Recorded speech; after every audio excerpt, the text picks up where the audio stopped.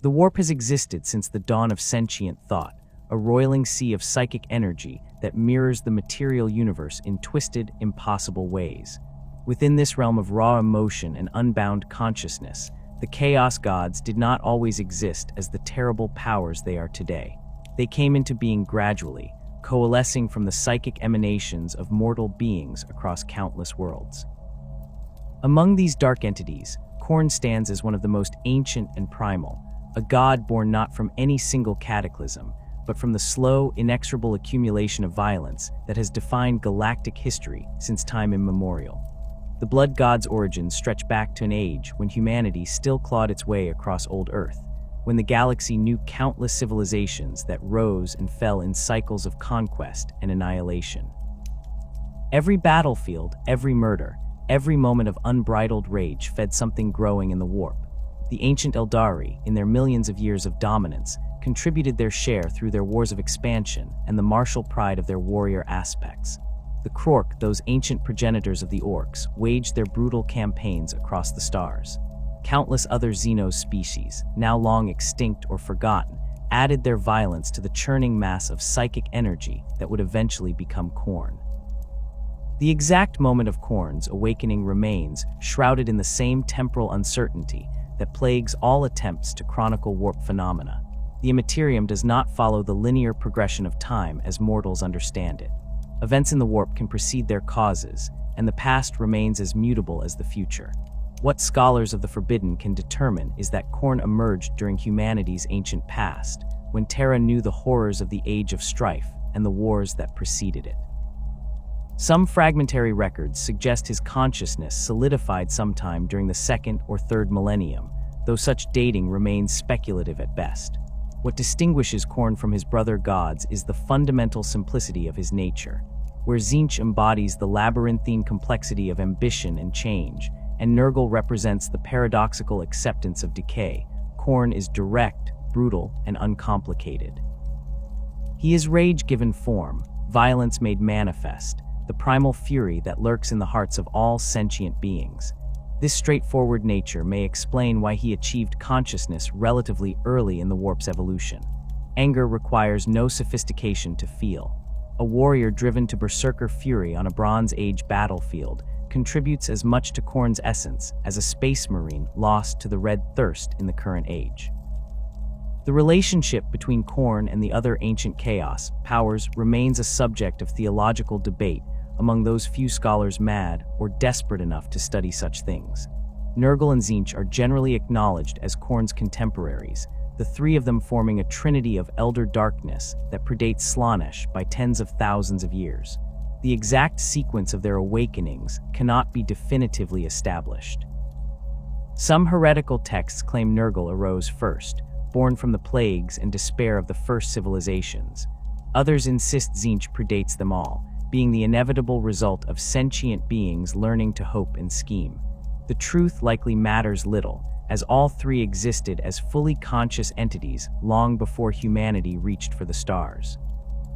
These three gods existed in a state of dynamic equilibrium for millennia, their domains overlapping and conflicting in the ever-changing landscape of the warp. Khorne's realm grew with every war, every act of bloodshed committed in the material universe. The Eldari Empire, at its height, inadvertently fed all the Chaos Gods through their excesses, but Khorne received his share from their warrior aspects and the martial prowess they cultivated. The fall of the Eldari and the birth of Slaanesh would later shatter this ancient balance, but for countless generations, the Blood God reigned over his domain of slaughter without the complications the youngest Chaos God would introduce. The mechanism by which mortal actions empower the Chaos Gods represents one of the fundamental horrors of the 40K universe. Every emotion, every thought, every deed creates ripples in the warp. These psychic emanations coalesce around the Chaos Gods like tributaries flowing into a vast ocean. For Khorne specifically, the process is brutally straightforward. A soldier's rage as he charges into battle, a murderer's savage joy as he takes a life, a warrior's pride in martial skill, even the righteous anger of those who fight for noble causes. All of these feed the Blood God. He does not discriminate between honorable combat and senseless slaughter. Blood spilled in the Emperor's name nourishes Khorne as surely as blood spilled for the dark gods themselves. This creates a perverse irony that the Imperium's defenders rarely acknowledge. The Space Marines, humanity's greatest warriors, generate tremendous psychic energy through their endless wars. While their faith in the Emperor may provide some measure of protection, the act of killing itself empowers Khorne. A Blood Angel's assault marine tearing through orcs with his chainsword, a space wolf reveling in the fury of close combat, an Imperial Guard regiment bayonet charging across a corpse-strewn battlefield, all unknowingly add to the blood god's strength. Khorne cares not from whence the blood flows, only that it flows.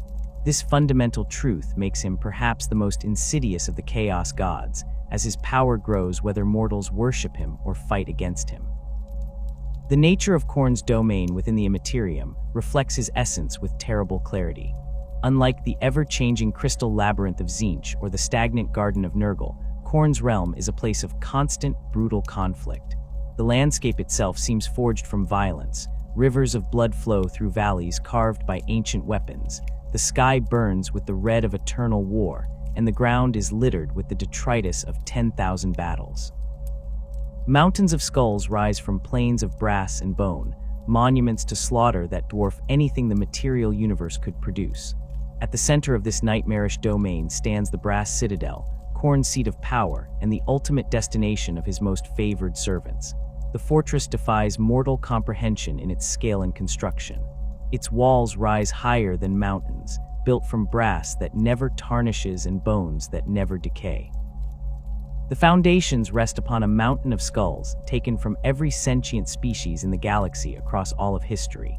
Eldari skulls lie beside human ones, orc skulls mixed with those of creatures whose species died out before humanity learned to make fire.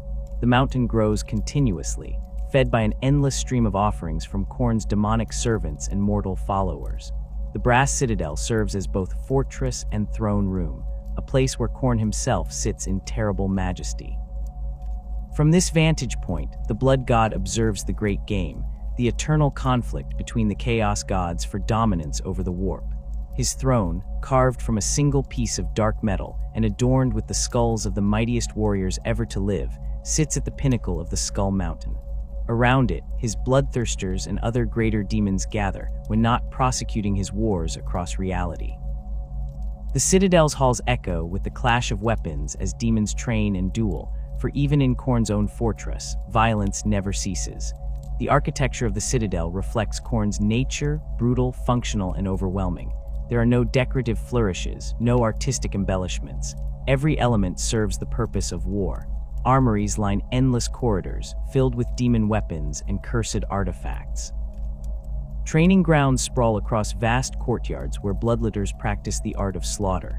Forges burn eternally, tended by demonic smiths who craft weapons for the blood god's legions.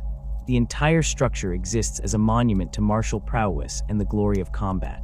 Beyond the Citadel, Khorne's realm extends in all directions, a vast territory constantly contested by his demons and the forces of the other Chaos gods.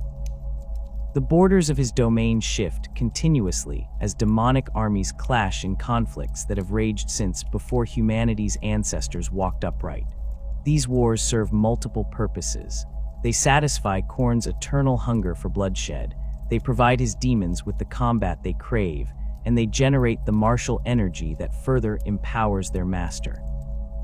In this way, Khorne's realm is self-sustaining, a perpetual motion machine of violence that requires no external fuel beyond its own existence. The demons that inhabit this realm are extensions of Khorne's will, manifestations of specific aspects of his nature.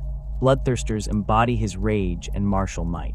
Bloodletters represent the disciplined fury of warriors in formation. Fleshhounds track those who would flee from combat. Each type of demon serves a purpose in Khorne's grand design, and all exist solely to shed blood in their master's name. They do not question, do not doubt, and never tire of slaughter. When summoned to the material universe, they bring a piece of Khorne's realm with them, reality itself warping to accommodate their presence. The establishment of Khorne's domain and the solidification of his consciousness marked a turning point in galactic history, though few at the time could have recognized it. The warp, once merely dangerous, became actively malevolent in ways it had not been before. The Chaos gods, Khorne among them, began to take a direct interest in mortal affairs, not merely feeding on emotions, but actively cultivating them. The blood god's influence seeped into the material universe through the dreams of warriors, the rage of the oppressed, and the bloodlust of conquerors. Civilizations that might have found peaceful solutions to their conflicts instead turned to war. Warriors who might have shown mercy instead gave in to slaughter. The blood god himself sits at the apex of this realm of endless violence, a manifestation of pure rage that dwarfs even his mightiest servants. Khorne's physical form, when he chooses to take one, appears as a massive figure clad in archaic armor of brass and blackened iron, every plate etched with the record of battles fought since the dawn of consciousness itself. His skin, where visible beneath the armor, burns with the red of freshly spilled blood. The god's face remains hidden behind a great horned helm, though those few who claim to have witnessed it speak of eyes that burn with an anger so profound it could shatter worlds. In one hand he grips a massive blade forged from the same dark metal as his throne, a weapon that has never known defeat and whose edge has tasted the blood of gods and mortals alike. The Skull Throne itself rises from the peak of the Skull Mountain like a monument to 10 billion years of slaughter. The throne's construction defies mortal understanding. It appears carved from a single piece of impossibly dark metal, yet its surface bears the texture of worked brass and the patina of ancient bronze. Skulls of every conceivable species have been incorporated into its structure, some fused into the metal itself, others mounted as grisly decorations. The skulls of Eldari Phoenix Lords sit beside those of Orc warbosses. Human champions rest near the remains of extinct Xenos races, whose names have been lost to time. Each skull represents a warrior of exceptional skill or a victim of particularly noteworthy violence, offerings deemed worthy of the blood god's personal attention. Around the base of the throne, an ocean of blood stretches to the horizon. This is not metaphor or illusion. Actual blood, drawn from countless billions of slain beings across reality, pools in an impossible sea that defies the laws of physics the material universe takes for granted. The blood never coagulates, never stagnates, but remains fresh and hot as though just spilled from a mortal wound. Waves of crimson crash against the shores of the Skull Mountain, driven by winds that howl with the death screams of the slain. The ocean's depths contain the dissolved essence of warriors who died in combat across the galaxy's history, their final moments of rage and pain preserved forever in this horrific repository. The brass citadel that houses the Skull Throne extends for hundreds of miles in every direction, though distance becomes meaningless in the warp's twisted geography. The fortress walls rise sheer and unadorned, built from brass that gleams with an inner fire and bones from creatures both recognizable and utterly alien. Guard towers punctuate the walls at irregular intervals, each topped with brass skulls the size of Hab blocks, their empty eye sockets blazing with unholy light.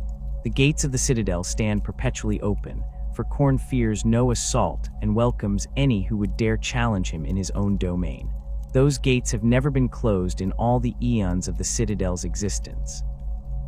Within the citadel's walls, the architecture reflects pure function stripped of all aesthetic consideration beyond the glorification of war. Vast armories line corridors wide enough to march entire companies of bloodletters abreast.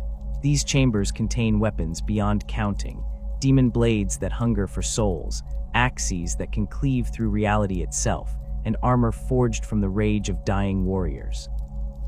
Bloodthirsters and other greater demons select their weapons from these collections before embarking on campaigns in the material universe, though they inevitably return seeking fresh armaments after their previous choices are banished back to the warp.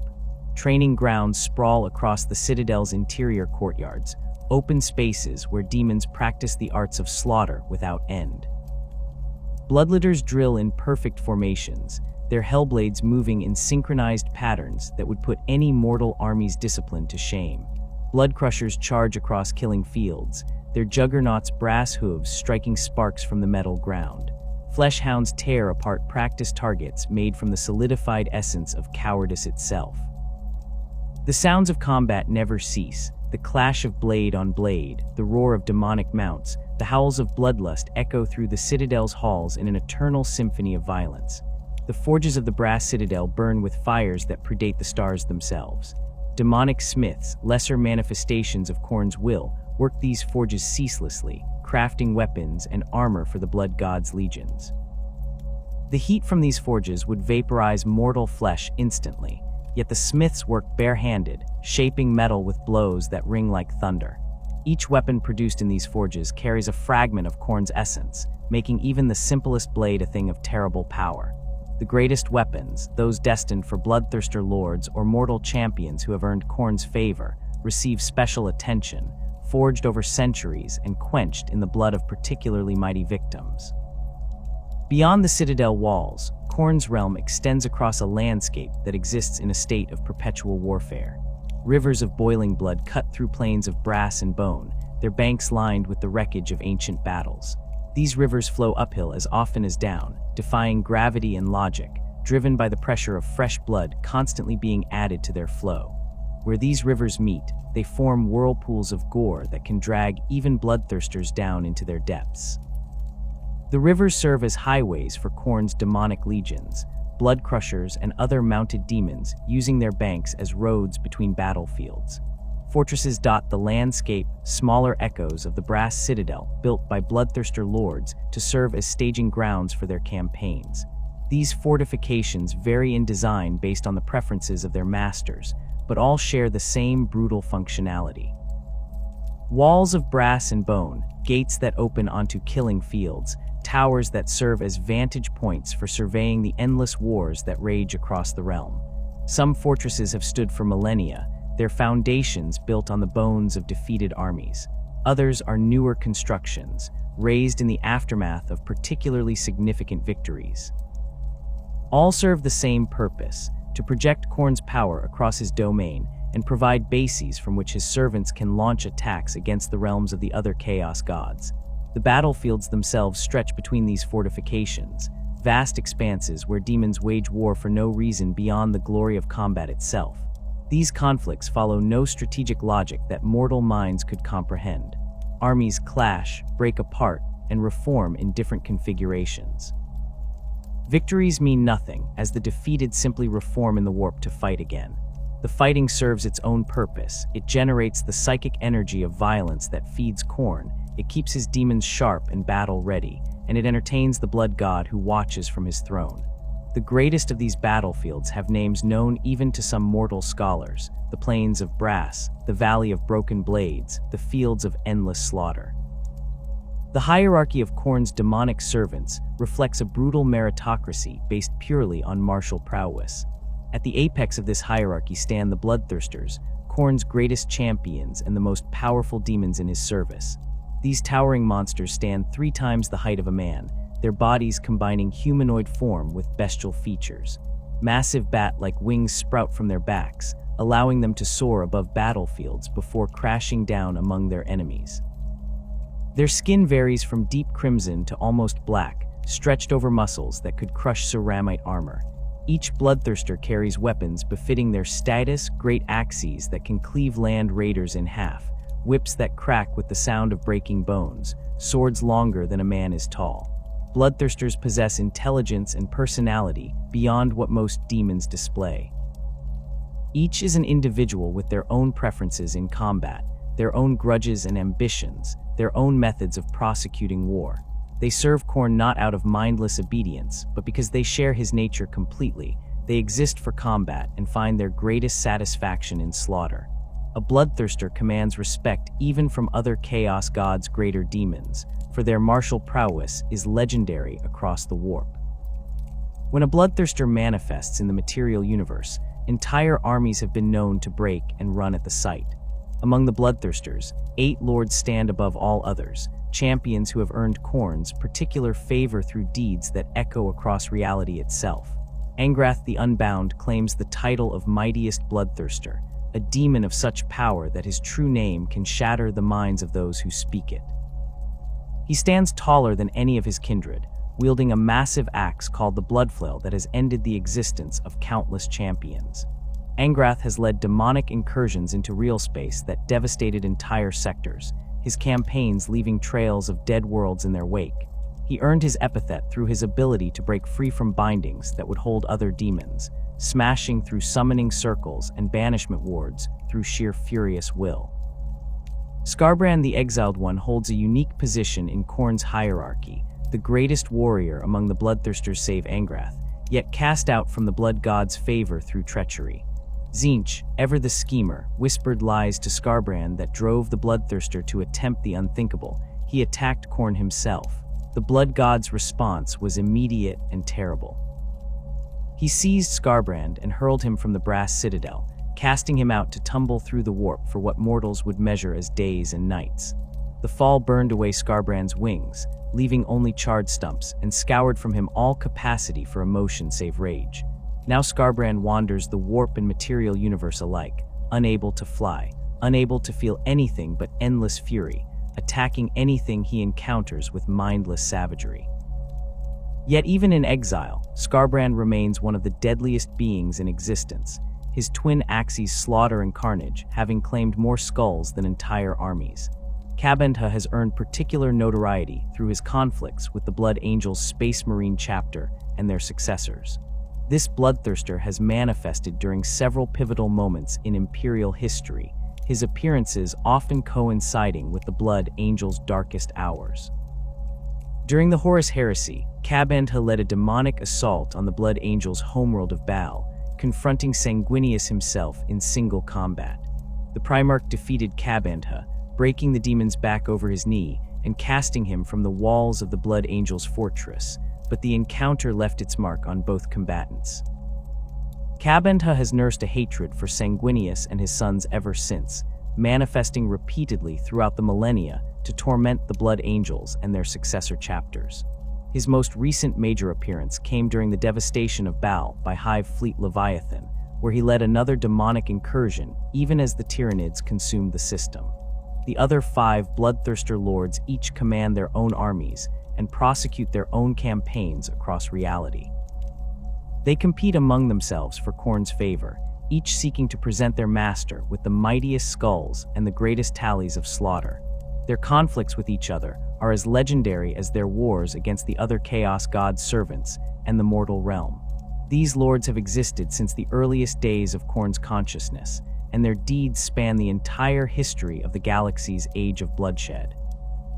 Below the bloodthirsters in Khorne's hierarchy march the bloodletters, the core infantry of his demonic legions. These lesser demons appear as muscular humanoids with bestial, dog-like heads and skin the color of spilled blood. Each bloodletter carries a hellblade, a sword forged from their master's rage that can cut through armor, flesh, and even reality itself with equal ease. Bloodletters organize themselves into units that display surprising discipline, marching in perfect formation and executing complex battlefield maneuvers with precision that rivals the finest mortal armies. This discipline stems not from training, but from their nature. They are fragments of Khorne's will, and that will demand excellence in the art of war. Fleshhounds serve as Khorne's hunters, demonic beasts that track those who would flee from combat or hide from the blood god's wrath. These creatures resemble massive hounds built from brass and corded muscle, their heads dominated by jaws filled with teeth like sword blades. Fleshhounds possess an uncanny ability to track their prey across any distance, following the scent of fear and cowardice through the warp itself. Once a fleshhound pack takes up a trail, nothing short of death will stop them from running down their quarry. They are often unleashed against psychers and sorcerers, for Khorne despises those who rely on psychic powers rather than honest bloodshed, and fleshhounds possess a natural resistance to warp-based attacks. Bloodcrushers combine the fury of bloodletters with the unstoppable momentum of juggernauts, demonic beasts that resemble brass-clad rhinoceroses with reptilian features. A bloodletter mounted on a juggernaut becomes a bloodcrusher heavy cavalry capable of smashing through enemy formations with the force of an artillery shell. The juggernauts themselves are demons in their own right, lesser manifestations of Khorne's nature that exist solely to carry warriors into battle. Their brass hides can turn aside all but the most powerful weapons, and their charge generates enough force to pulverize ceramite armor and crush battle tanks. Bloodcrushers often form the vanguard of Khornate assaults, their thunderous charges breaking enemy lines before the bloodletter infantry moves in to exploit the breach. Skull cannons represent Khorne's concession to ranged warfare, though even these war engines maintain the personal, brutal nature the blood god demands. Each skull cannon consists of a massive brass artillery piece mounted on a tracked chassis pulled by juggernauts. The cannon fires skulls taken from Khorne's throne room, each one imbued with demonic power that causes it to explode on impact, showering the target area with fragments of bone that tear through armor and flesh. The cannons are crewed by bloodletters who load and fire the weapons with the same discipline they bring to melee combat. Despite being ranged weapons, skull cannons maintain a visceral, violent character that satisfies Khorne's preferences. Each shot represents a skull claimed in his name, and the destruction they cause is immediate and personal rather than the detached killing of conventional artillery. Khorne embodies a fundamental paradox that defines his nature and separates him from the other ruinous powers. He is simultaneously the god of honorable martial prowess and mindless slaughter, the patron of disciplined warriors and frenzied berserkers, the champion of personal combat and the architect of genocidal campaigns. This duality exists not as contradiction, but as complementary aspects of the same core truth. Violence itself, in all its forms, feeds the blood god.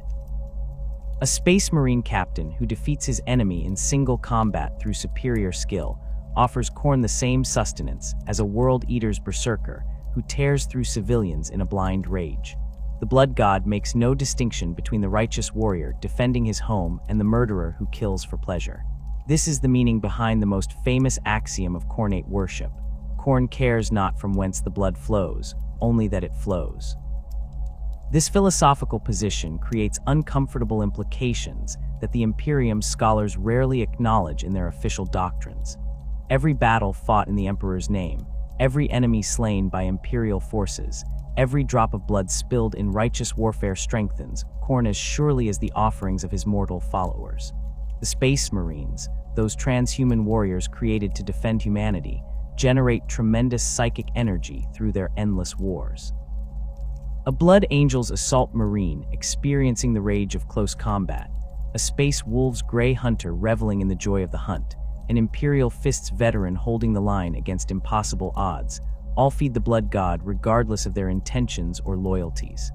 The act of killing itself empowers Khorne, making him perhaps the most insidious of the Chaos gods precisely because his power grows whether mortals worship him or fight against everything he represents. Yet Khorne does recognize gradations of worthiness in the offerings he receives. A warrior who faces death with courage, who meets his enemy blade to blade, who demonstrates skill and strength in combat. Such a warrior's death carries more weight than the slaughter of helpless victims. This preference manifests in the rewards Khorne grants his followers. Those who seek out the mightiest opponents, who challenge themselves against ever greater threats, who accumulate victories through martial prowess rather than mere butchery, rise higher in his favor. The blood god values the skull of a skilled swordsman more than 100 skulls of unarmed civilians, though he accepts both.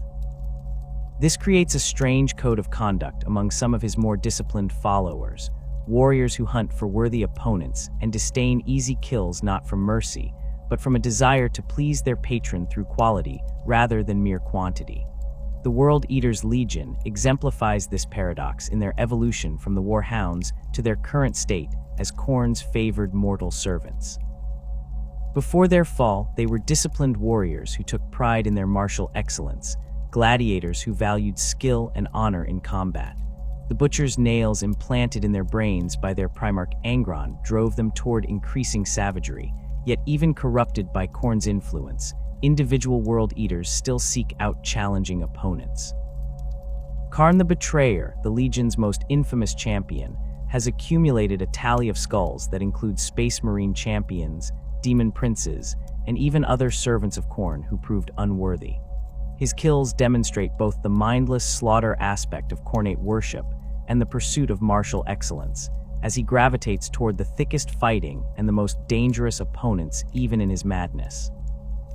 The rejection of sorcery and psychic powers forms the second pillar of Khornate doctrine, a prohibition so absolute that it defines much of the blood god's relationship with the other chaos powers. Khorne abhors the use of warp magic with an intensity that borders on obsession. To the blood god and his followers, psychic powers represent the ultimate cowardice, killing from a distance, manipulating reality rather than changing it through direct action, hiding behind supernatural shields rather than facing enemies blade to blade. This hatred extends to all forms of sorcery, from the subtle manipulations of Tzeentchian cultists to the plague magic of Nurgle's followers. Khornate warriors view such practices as fundamentally dishonorable, a corruption of what combat should be. This philosophical stance stems from Khorne's fundamental nature as the god of direct, physical violence. Blood must be spilled by blade, axe, or bare hands. Skulls must be taken in personal combat, not blasted apart by psychic lightning from across a battlefield. The blood god demands that his followers face their enemies directly, that they risk their own lives in the pursuit of killing, that they demonstrate physical prowess rather than relying on supernatural tricks. A Khornate warrior who strikes down a foe with a chain axe has proven his strength and skill. A sorcerer who incinerates that same foe with warp fire has proven only that he can channel energies beyond his own power, a distinction that Khorne considers fundamentally important. This rejection manifests most clearly in Khorne's eternal opposition to Tzeentch, the changer of ways. Where Tzeentch embodies complexity, scheming, and the manipulation of reality through sorcery, Khorne represents straightforward violence and direct action. The two gods exist in a state of perpetual conflict that transcends their participation in the great game. Khorne's demons wage constant war against Tzeentch's forces in the warp, bloodletters clashing with horrors in battles that have raged since both gods achieved consciousness. This conflict extends to their mortal followers as well. Khornate warriors hunt sorcerers with particular enthusiasm, viewing them as the most deserving targets for their fury.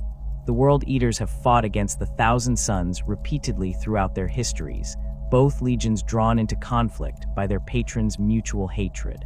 The prohibition against sorcery creates practical limitations for Khorne's followers that his enemies often exploit. Khornate warbands lack the reality warping powers that Tzeentchian sorcerers employ, the demonic summoning abilities that chaos sorcerers use to supplement their forces, or even the relatively minor psychic abilities that many chaos space marines develop. This forces them to rely purely on physical prowess, which suits their doctrine perfectly, but can leave them vulnerable to enemies who attack from beyond reach of blade and bolter. A Khornate warband assaulting a fortified position cannot simply teleport inside the walls or blast them down with warp lightning. They must breach the defenses through direct assault, suffering casualties that sorcery might have avoided. Yet Khorne's followers embrace these limitations, viewing them not as weaknesses, but as proof of their dedication to honest warfare. The blood god does grant his followers supernatural abilities, but these take forms that maintain the physical, direct nature he demands.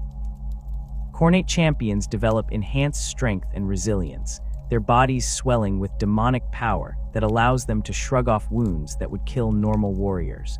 They move with supernatural speed, closing distances that should be impossible and striking with inhuman precision. Some develop the ability to sense the location of worthy opponents, a hunter's instinct that draws them toward the strongest enemies on a battlefield. These gifts enhance their martial capabilities without violating the prohibition against sorcery, allowing Khornate warriors to compete with Psyker-enhanced enemies while maintaining their philosophical purity. Flesh hounds and other Khornate demons possess an inherent resistance to psychic powers that makes them particularly effective hunters of sorcerers. This resistance does not stem from any magical defense, but from their fundamental nature as manifestations of Khorne's will. Psychic attacks that would devastate other targets simply fail to affect them, warp energies dissipating harmlessly against their brass-clad hides. This natural immunity allows them to close with Psykers who rely on their powers for defense, dragging down sorcerers who thought themselves safe behind walls of psychic force. The terror that flesh hounds inspire in Psykers stems not just from their physical threat, but from the knowledge that their greatest weapons will prove useless. The number 8 holds sacred significance in Khornate worship, appearing repeatedly in the symbolism, rituals, and organization of the Blood God's followers. 8 bloodthirster lords stand above all others in Khorne's hierarchy. His sacred runes often incorporate 8 points or 8 angles. Khornate warbands organize themselves into units of 8 whenever possible, viewing this number as particularly auspicious. The significance of 8 in Khornate doctrine stems from ancient numerological associations with martial prowess and the cycles of violence that have defined galactic history.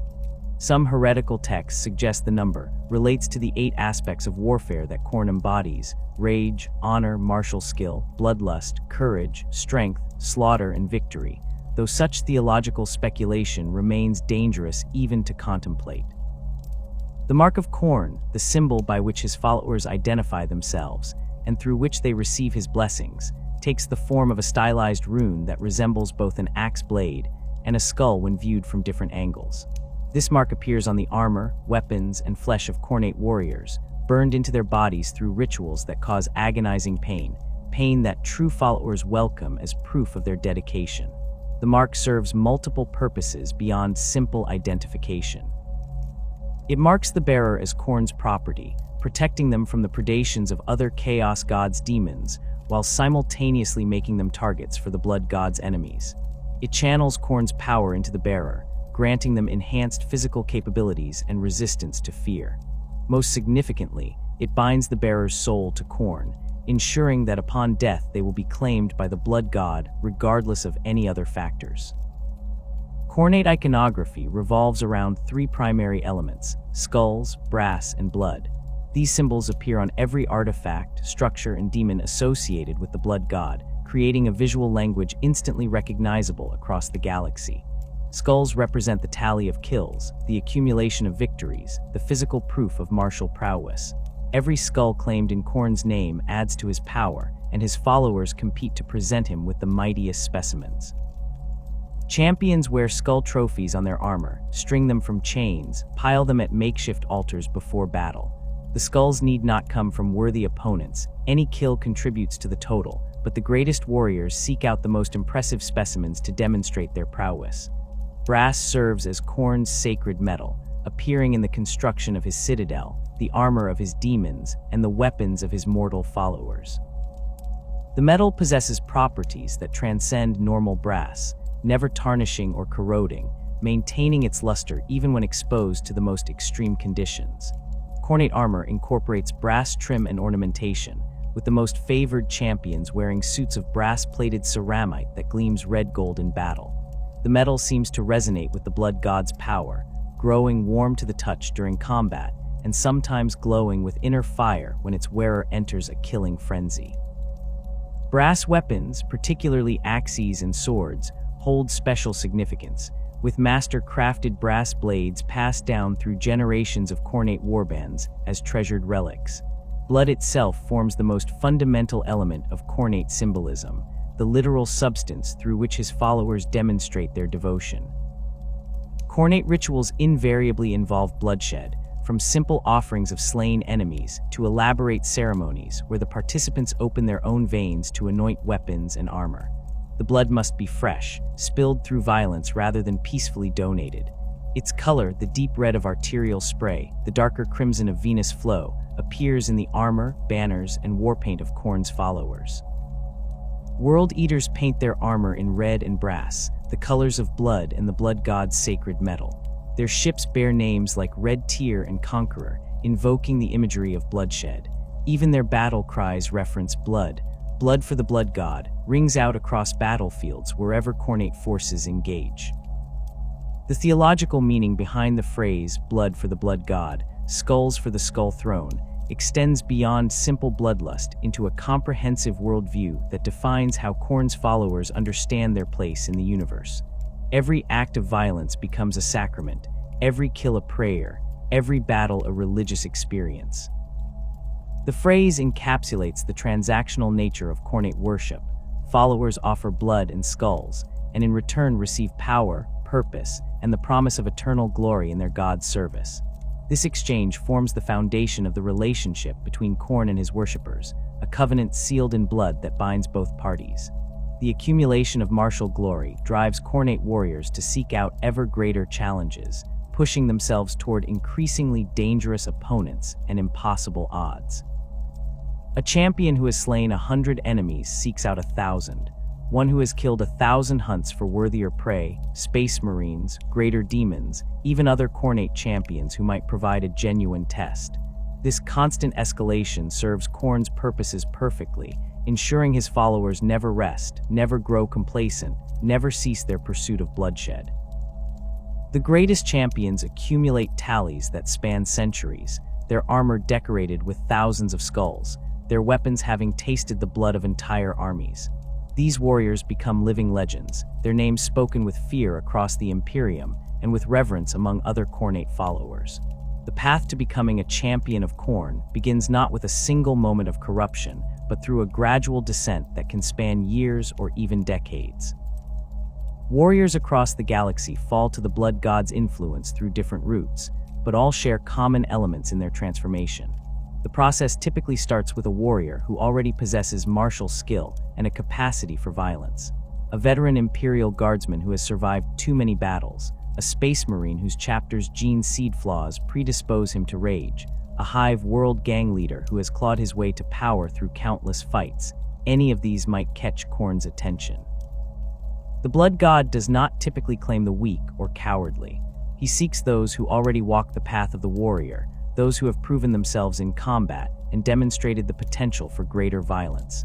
The initial stages of corruption often manifest as subtle changes in behavior and psychology. A warrior finds himself seeking out combat more eagerly than before, volunteering for the most dangerous assignments, feeling restless during periods of peace.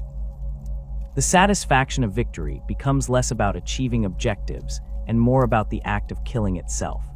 A space marine might notice that he lingers over fallen enemies longer than tactical necessity demands, that he takes pleasure in the spray of blood across his armor, that he feels a strange compulsion to collect trophies from his kills.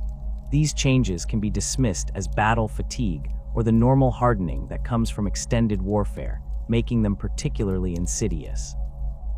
The warrior rationalizes his shifting mindset, telling himself that he simply understands the necessity of violence better than his more squeamish comrades. As the corruption deepens, the warrior begins to hear Khorne's call more directly. This rarely takes the form of actual voices. The Blood God is not given to lengthy speeches or complex instructions. Instead, the warrior experiences powerful urges during combat, instinctive knowledge of where the fighting is thickest, an overwhelming compulsion to seek out the strongest opponents. He might find himself taking unnecessary risks, charging into situations that tactical doctrine would label suicidal, yet somehow surviving and emerging victorious. These successes reinforce the behavior, creating a feedback loop where the warrior increasingly trusts these violent impulses over his training and reason. His comrades begin to notice the changes, the way his eyes light up at the prospect of battle, the barely controlled aggression even during downtime, the collection of skulls or other grisly trophies that he insists on maintaining. The accumulation of skulls becomes central to a Khornate warrior's existence as his corruption progresses. What begins as taking a single trophy from a particularly challenging opponent evolves into a compulsion to claim the skull of every worthy foe. The warrior develops rituals around this practice, specific methods for removing and preparing the skulls, particular ways of displaying or storing them. A World Eater's legionary might chain skulls to his armor, the bones clattering against ceramite with every movement. A chaos cultist might build crude altars in abandoned habs, stacking skulls in pyramids before them. The skulls serve multiple purposes. They act as offerings to Khorne, they provide tangible proof of the warrior's prowess, and they create a physical connection to the Blood God that strengthens his influence over the bearer. The quality and quantity of skulls matter in ways that reveal Khorne's preferences.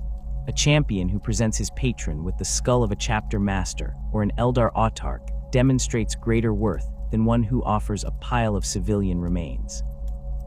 Yet the Blood God accepts all offerings, and some warriors focus on sheer numbers, believing that enough quantity will compensate for lack of individual quality. This creates different approaches to Khornate worship among his followers. Some become hunters, stalking the most dangerous prey they can find and accumulating small collections of exceptionally valuable trophies. Others become reapers, cutting through entire populations and building mountains of skulls through sustained slaughter.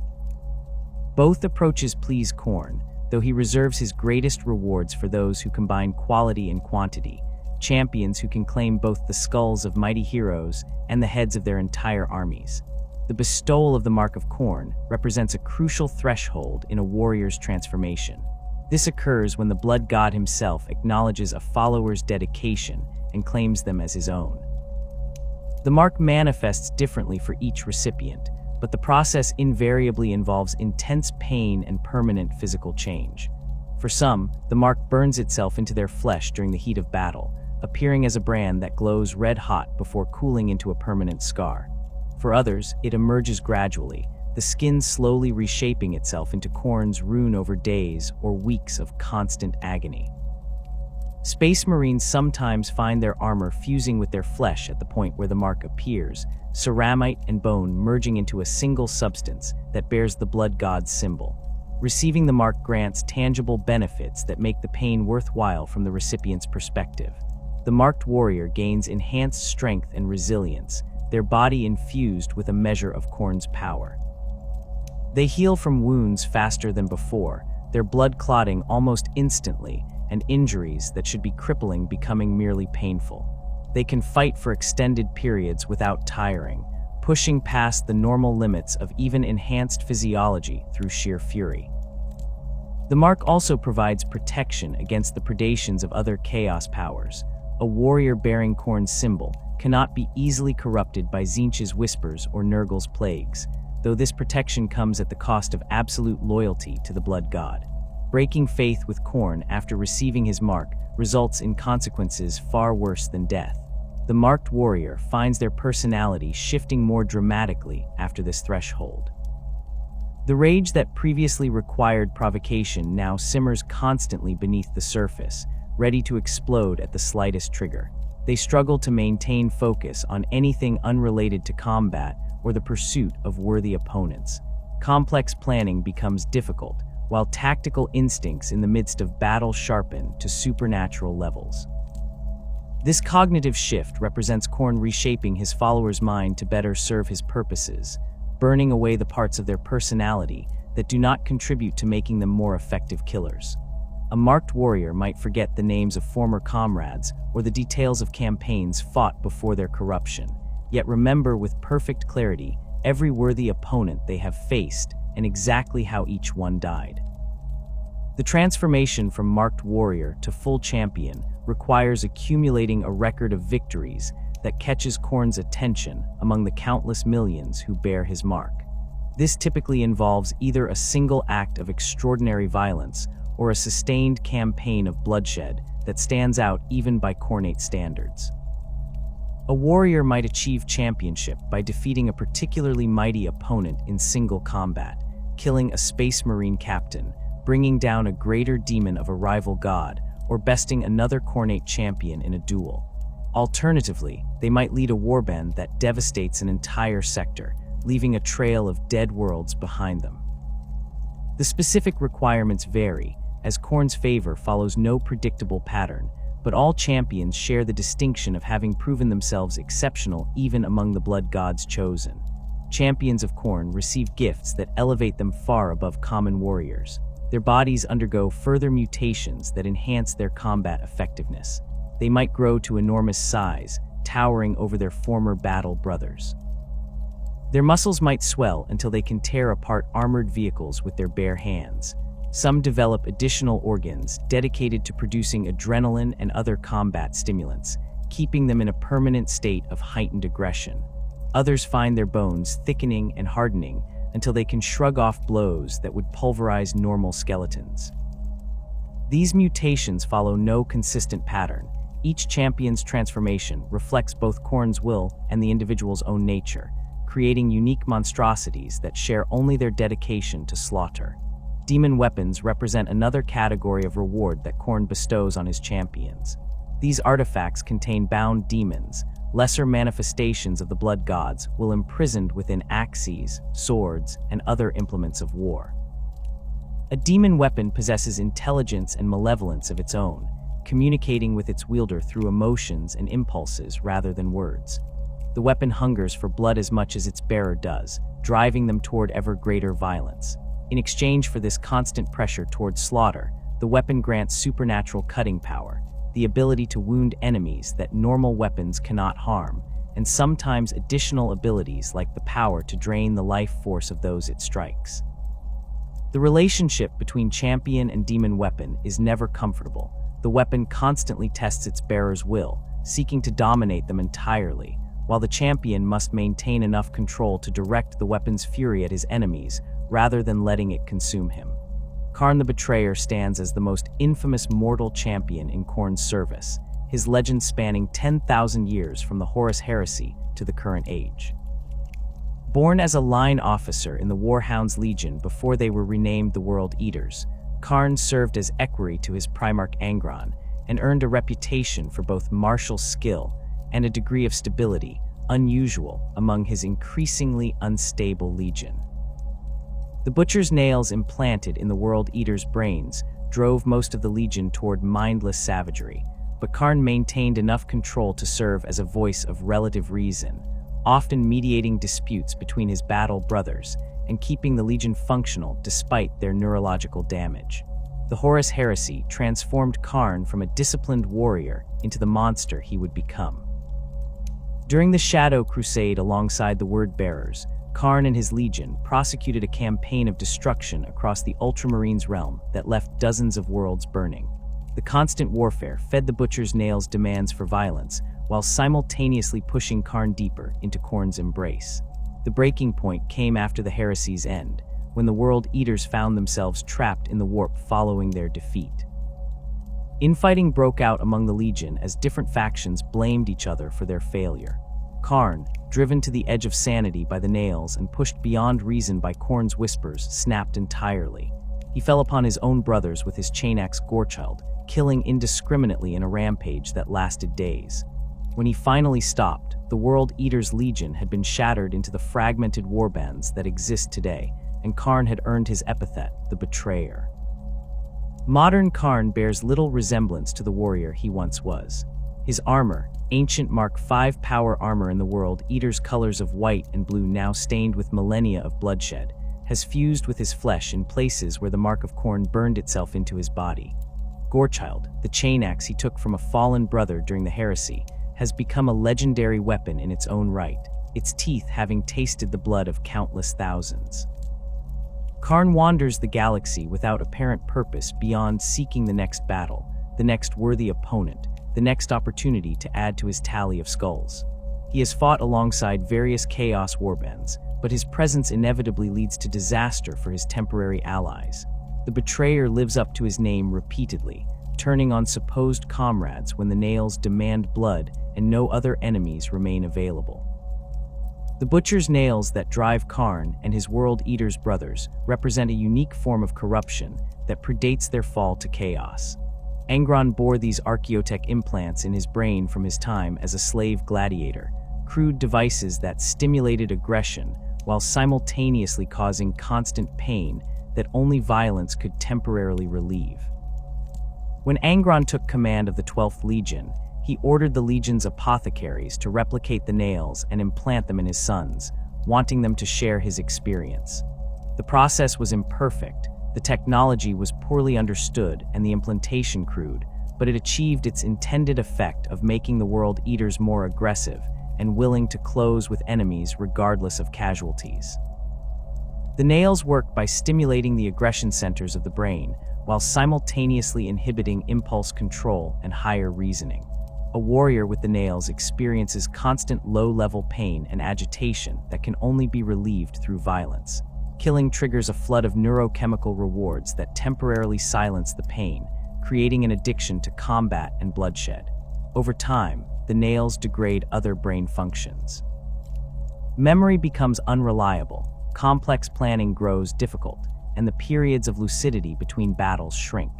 Eventually, the implants drive their victims into a permanent state of rage-fueled madness, where they exist only to kill, unable to distinguish friend from foe or even to care about the difference.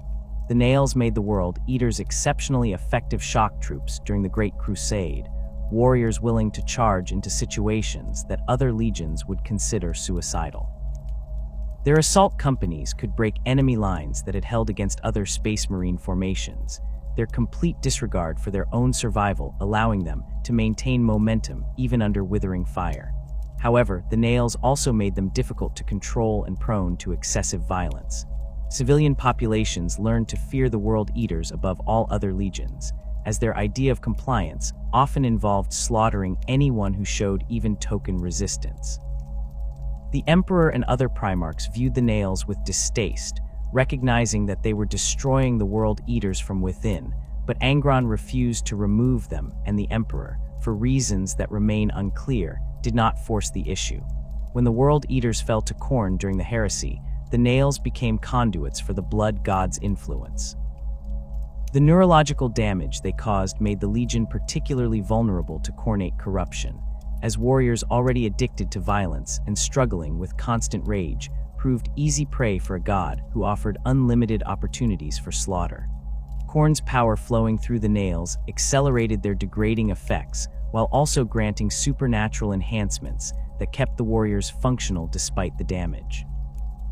A World Eater who should have been reduced to a drooling vegetable by the nail's destruction of his brain instead becomes a superhuman killing machine, his body moving with preternatural speed and strength even as his mind drowns in rage. Modern World Eaters vary in how much of their original personalities survive the combination of the nails and Khornate corruption.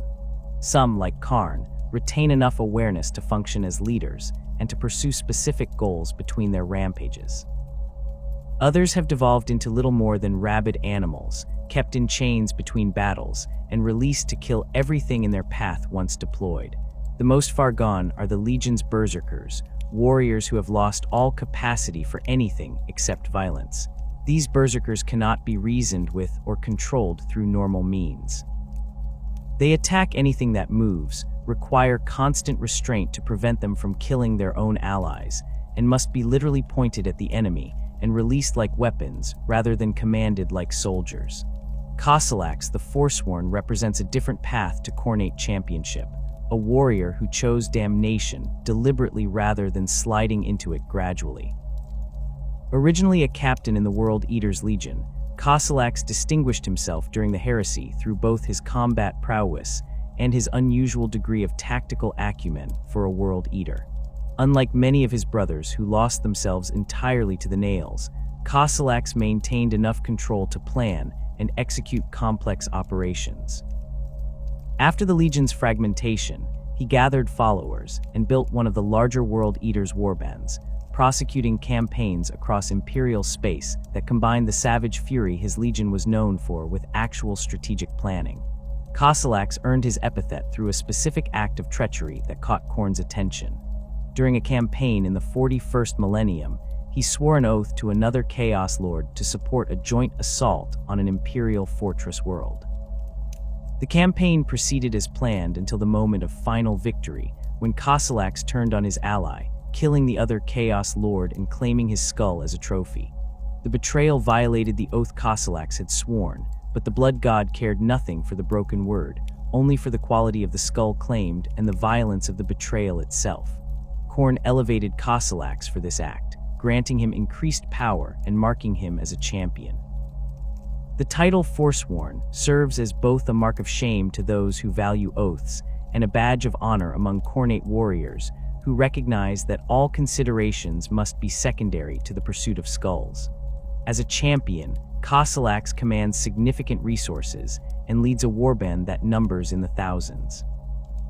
His forces include not just World Eaters, but also cultists, traitor guard regiments, and even some renegade space marines from other legions and chapters who have thrown in their lot with Khorne. Khârn maintains more discipline among his followers than most Khornate warlords manage, using a combination of personal charisma, demonstrated martial prowess, and the simple expedient of killing anyone who proves too uncontrollable. His warband operates from a fleet of ancient vessels, striking at Imperial worlds across multiple sectors in campaigns that can last for years. The Imperium has placed a substantial bounty on his head, but the various kill teams and Space Marine strike forces sent after him have invariably ended up as skulls on his trophy racks. The path to demonhood represents the ultimate goal for Khornate champions, the final transformation that elevates a mortal warrior to immortality as a demon prince. Achieving this apotheosis requires more than simply accumulating vast tallies of kills. Khorne demands that aspirants to demonhood prove themselves worthy through exceptional acts of violence that stand out even among the countless millions of warriors who serve him. The specific requirements vary. The blood god's favor follows no predictable formula, but certain patterns emerge from studying those who have successfully ascended. A warrior seeking demonhood must first catch Khorne's personal attention, which means standing out among the infinite multitudes who shed blood in his name across the galaxy. This typically requires either a single act of such spectacular violence that it resonates through the warp, or a sustained campaign of slaughter that leaves an undeniable mark on reality. Killing a particularly mighty opponent can serve, bringing down a loyalist Primarch, destroying a greater demon of a rival god, or defeating another demon prince in single combat. Alternatively, a champion might devastate an entire sector, leaving a trail of dead worlds behind them that creates a wound in reality itself. The key is that the act must be significant enough to draw the blood god's gaze away from the countless other warriors competing for his favor. The transformation into a demon prince occurs when Khorne judges a champion worthy and chooses to invest a substantial portion of his power into elevating them. The process varies for each individual, but invariably involves agony beyond mortal comprehension, as the warrior's body and soul are remade into something that transcends mortality. Their physical form swells to enormous size, muscles bulging with demonic strength. Wings might erupt from their back, allowing flight. Their skin might harden into armor like scales or plates. Horns, claws, fangs, and other bestial features emerge as the transformation progresses. The champion's mind expands as well, gaining awareness of the warp and the ability to perceive reality in ways impossible for mortals. They become immune to age, disease, and most forms of physical harm, though they can still be banished or destroyed through sufficient violence. Demon princes of Khorne retain more of their original personalities than demons born directly from the warp, as they were once mortal, and carry those memories and experiences forward into their new existence. This makes them more versatile than bloodthirsters in some ways, as they can still think strategically and understand mortal psychology in ways that pure demons struggle with. However, they also remain bound by Khorne's nature and demands. A demon prince must continue to shed blood and claim skulls, must seek out worthy opponents and prove their martial prowess repeatedly. Failure to do so results in the blood god withdrawing his favor, which for a demon prince means losing the power that sustains their existence and potentially being cast down from their exalted state. Angron himself stands as the most prominent example of ascension to demonhood among Khorne's mortal followers. The Primarch of the World Eaters achieved apotheosis during the Horus Heresy's aftermath, transforming from a broken, rage-filled demigod into a full demon prince.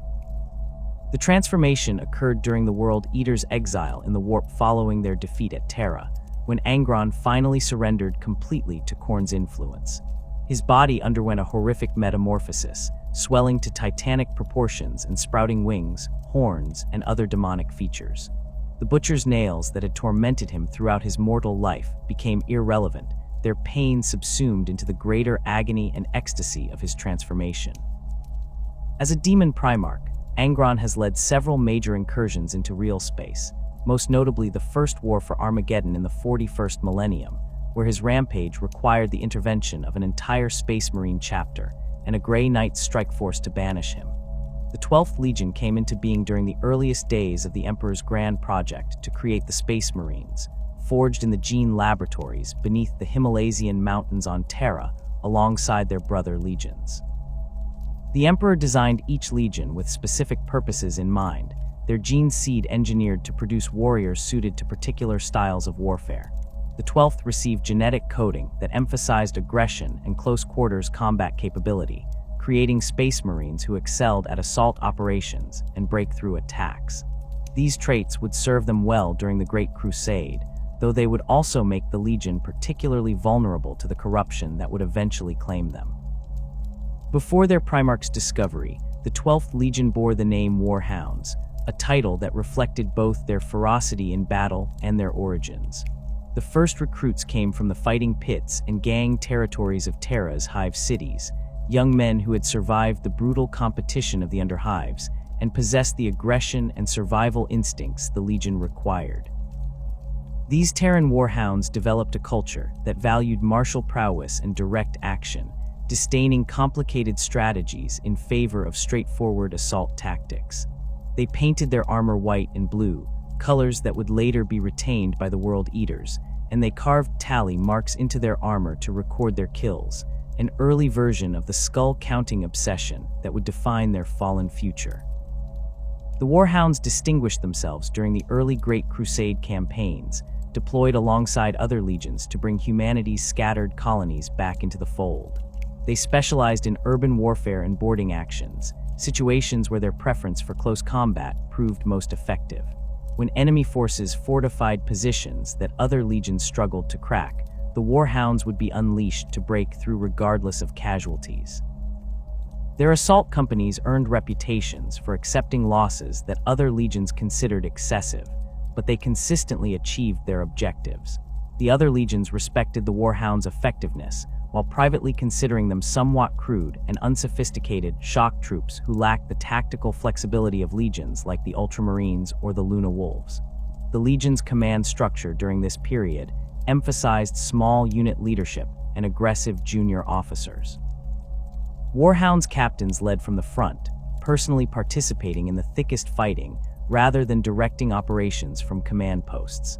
This leadership style created a culture where rank was earned through demonstrated combat prowess rather than administrative ability or strategic planning. A Warhound sergeant who accumulated the most kills in a campaign might find himself promoted to lead a company, while an officer who showed excessive caution risked losing the respect of his men.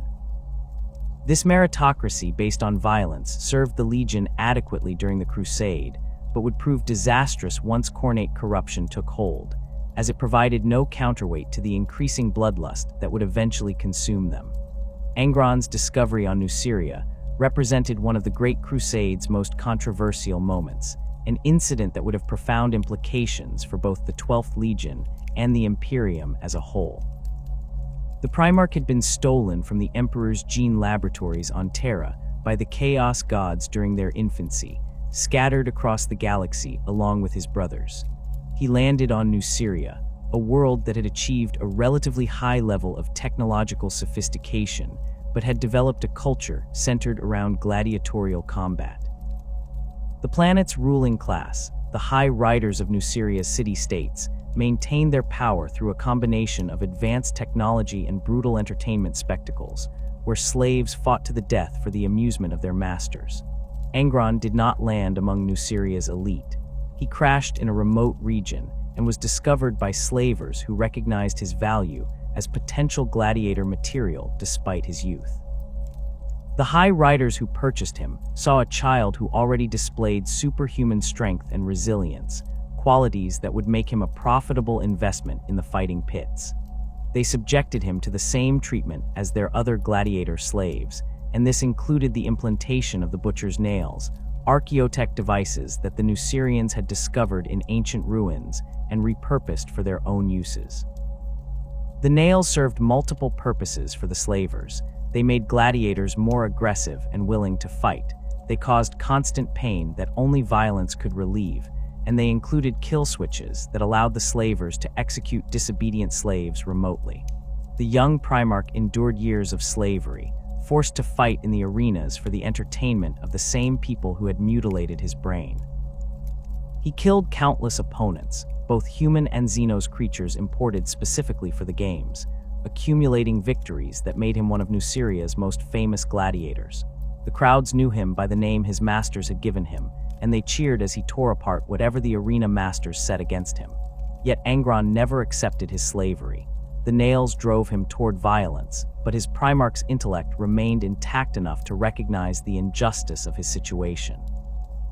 He began to organize the other gladiators, planning a rebellion that would free them from their master's control.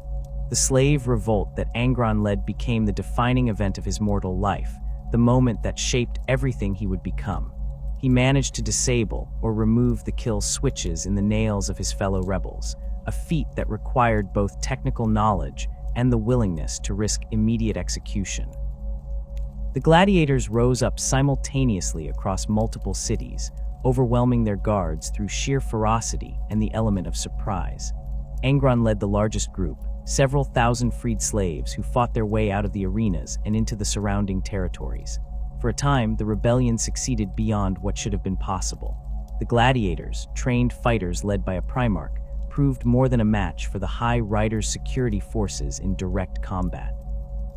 The Nucerian authorities responded by mobilizing their planetary military, armies equipped with advanced weapons and armor that the gladiators could not match. Angron and his followers retreated to a defensible position in the mountains, a location that would later be called Desia. The freed slaves knew they faced inevitable defeat.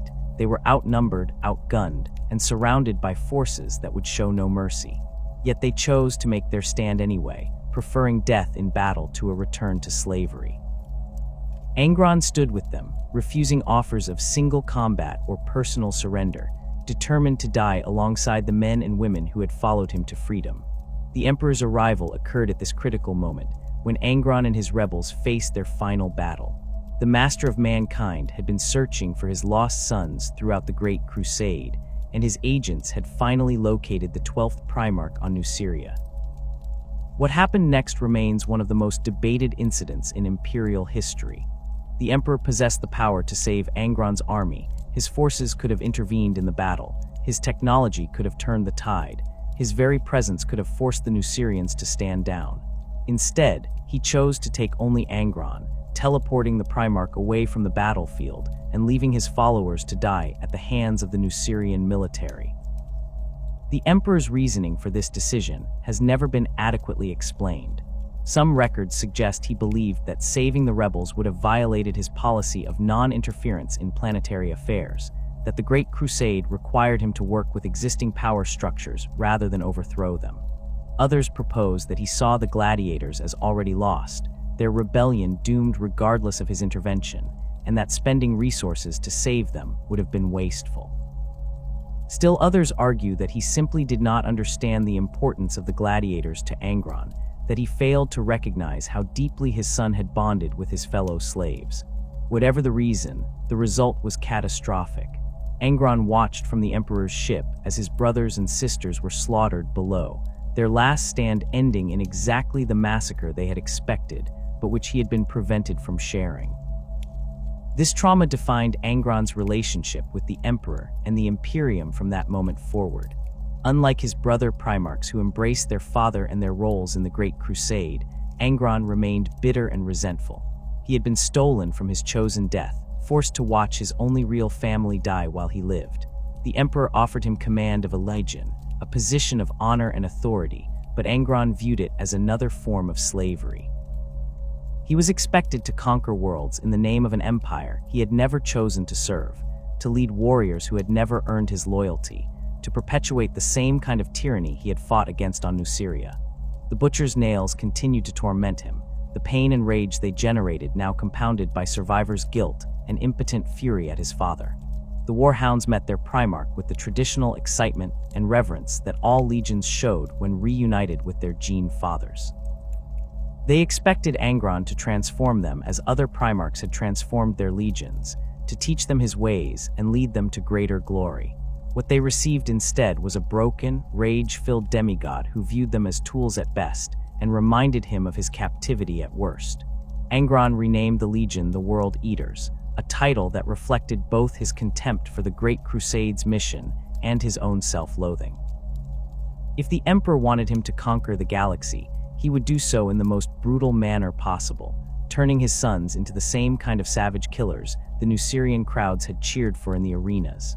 The most catastrophic decision Angron made was ordering his apothecaries to replicate the butcher's nails and implant them throughout the Legion. This went against all logic and the advice of every officer who understood what the nails were doing to their Primarch. The nails were killing Angron slowly, degrading his brain and driving him toward eventual madness and death. They caused constant agony and would eventually destroy even a Primarch's ability to function. Yet Angron insisted that his sons share his pain, that they understand what he had endured as a slave. He framed it as a test of loyalty and brotherhood. If they truly followed him, they would accept the same mutilation he had suffered. The World Eaters complied. Companies and then entire chapters volunteered for the implantation procedures, viewing it as a way to prove their dedication to their Primarch and to become more effective warriors.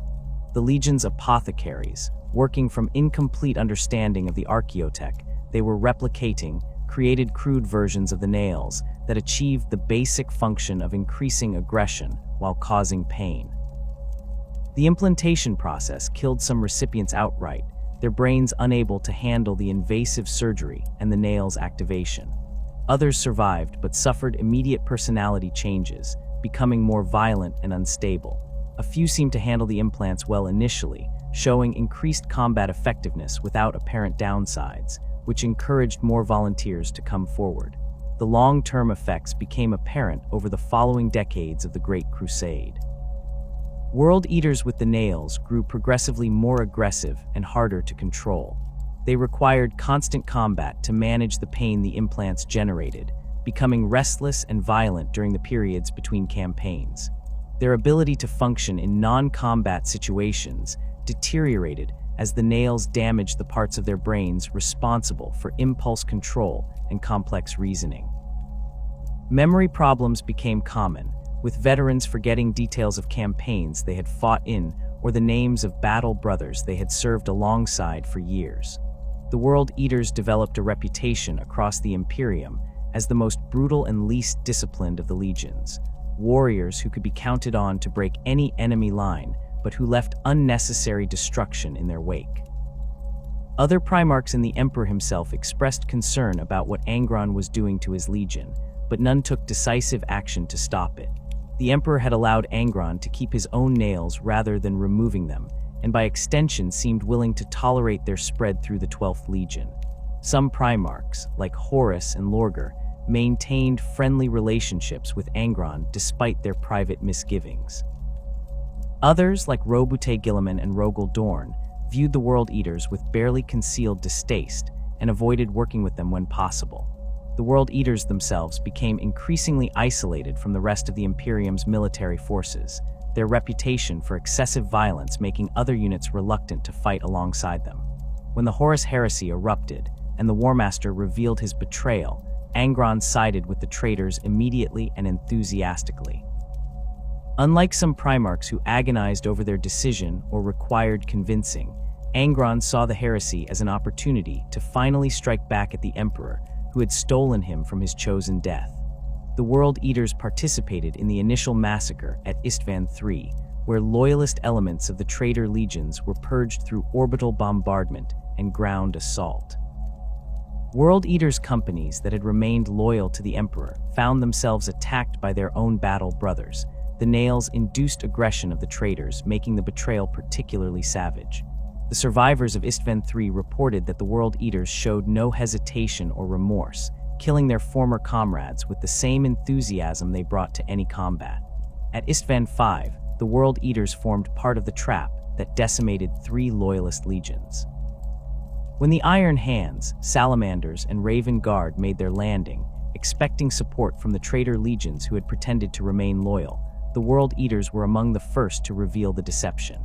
They charged into the loyalist forces with characteristic fury, their assault breaking the cohesion of the landing force and enabling the massacre that followed.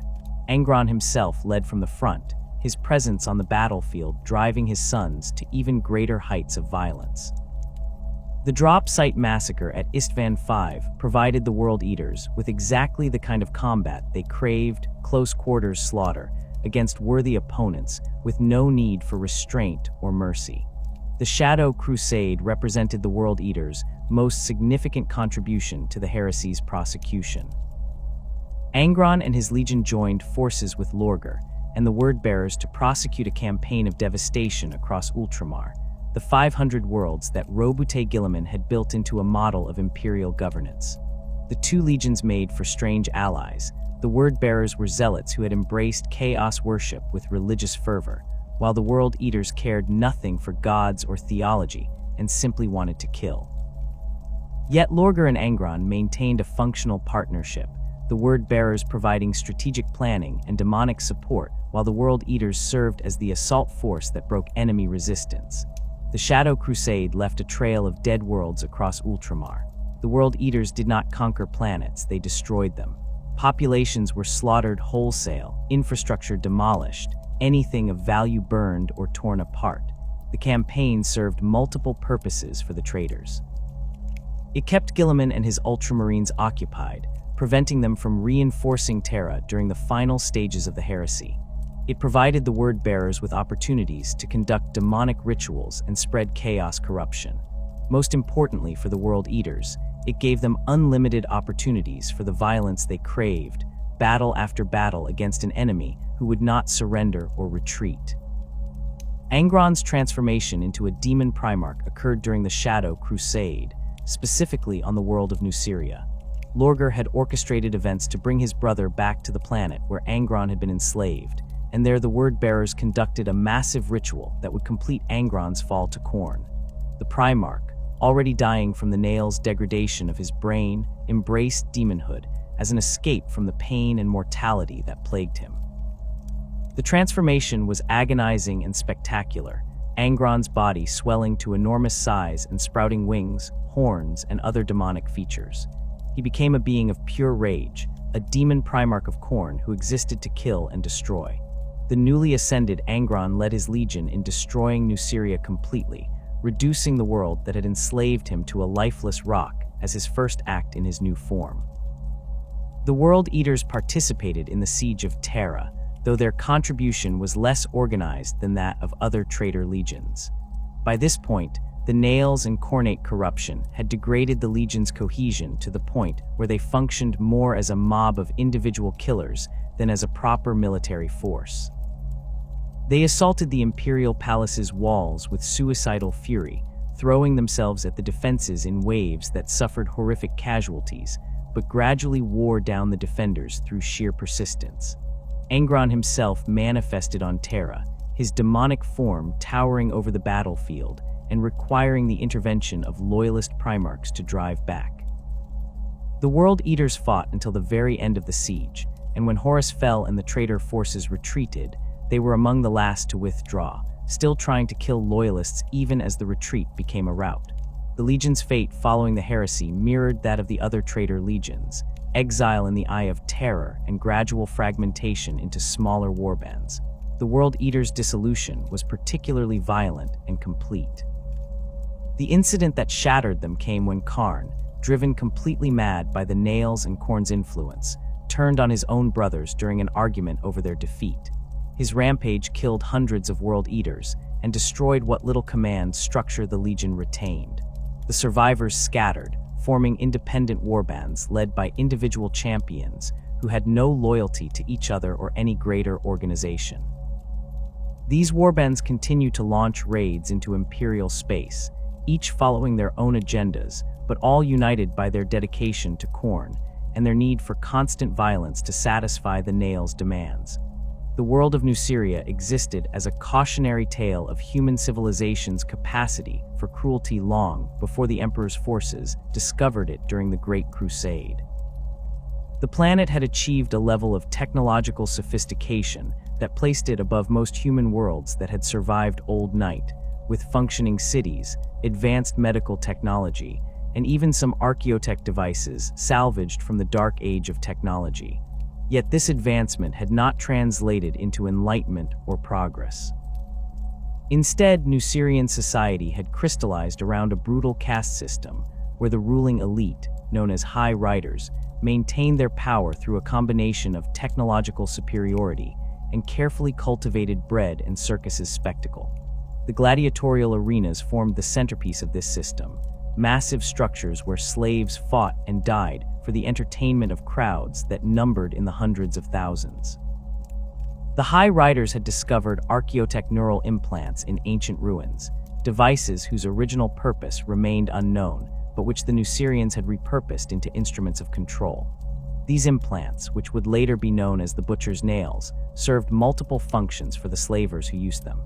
The devices stimulated the aggression centers of the brain, while simultaneously generating constant neurological pain that could only be temporarily relieved through acts of violence. This made implanted gladiators more willing to fight and less capable of planning rebellions during the brief periods between arena matches. The implants also included kill switches that allowed handlers to execute disobedient slaves remotely, ensuring compliance even from the most dangerous fighters. The High Riders viewed the nails as a triumph of practical engineering, a tool that transformed potentially rebellious slaves into profitable entertainment assets. When the infant Primarch crashed on Nuceria, he landed far from the cities and their relative safety, instead coming down in territories controlled by slavers who supplied the arenas with fresh fighters. The men who found him recognized his value immediately despite his youth. Even as a child, he displayed strength and resilience far beyond human norms, qualities that would make him an exceptional gladiator once properly trained and conditioned. They sold him to one of the major arena houses, and the new owners subjected him to the same treatment as their other investments. This included implantation of the Butcher's Nails, a procedure performed when he was still too young to resist effectively. The slavers had no way of knowing they were mutilating a Primarch, one of the Emperor's gene-crafted sons who had been intended to lead humanity's reconquest of the galaxy. The nails transformed what should have been a childhood of discovery and growth into a nightmare of constant pain and forced violence. A Primarch's brain possessed capabilities far beyond human norms, able to process information and learn at rates that would seem supernatural to baseline humans.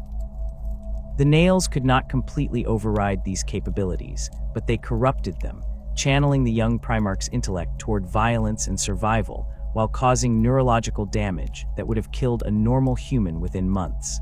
He endured years in the fighting pits, forced to kill other slaves, and imported Xenos creatures for the entertainment of the crowds. The High Riders gave him a name, though the records disagree on whether Angron was his slave designation or a name he chose for himself in some act of defiance lost to history.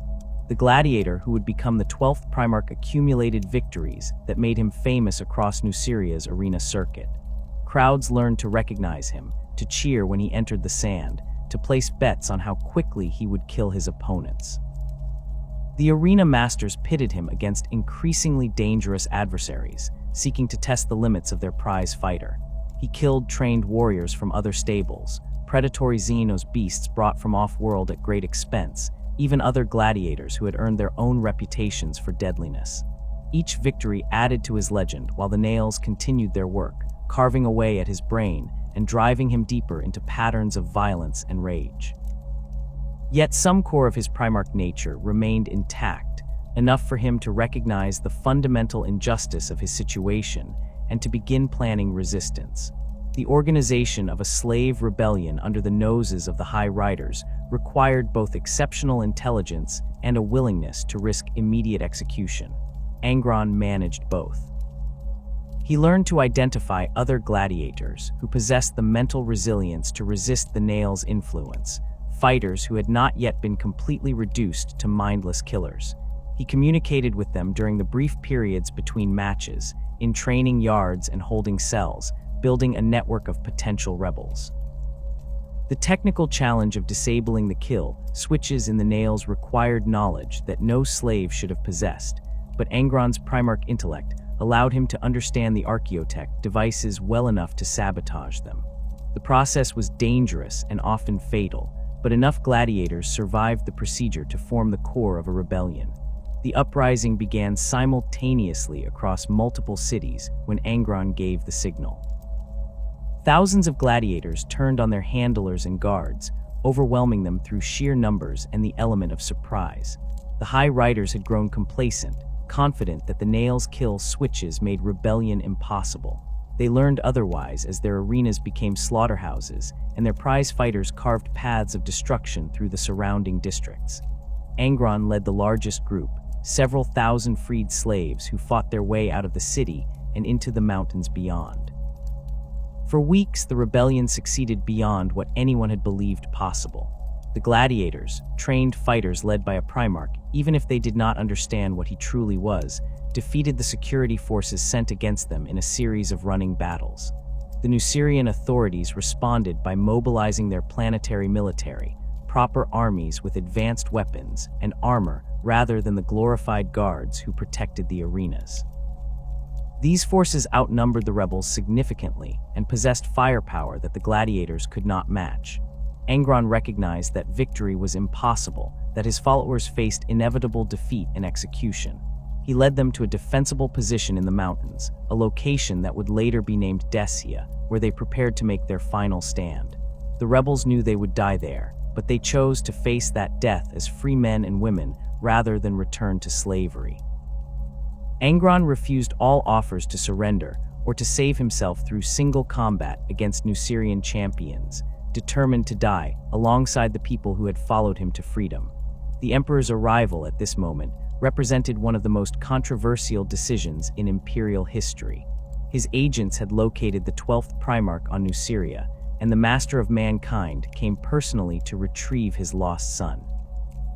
He possessed the power to intervene in the battle below, to save Angron's army through the deployment of his own forces or simply through his presence, which would have forced the Nucerians to stand down.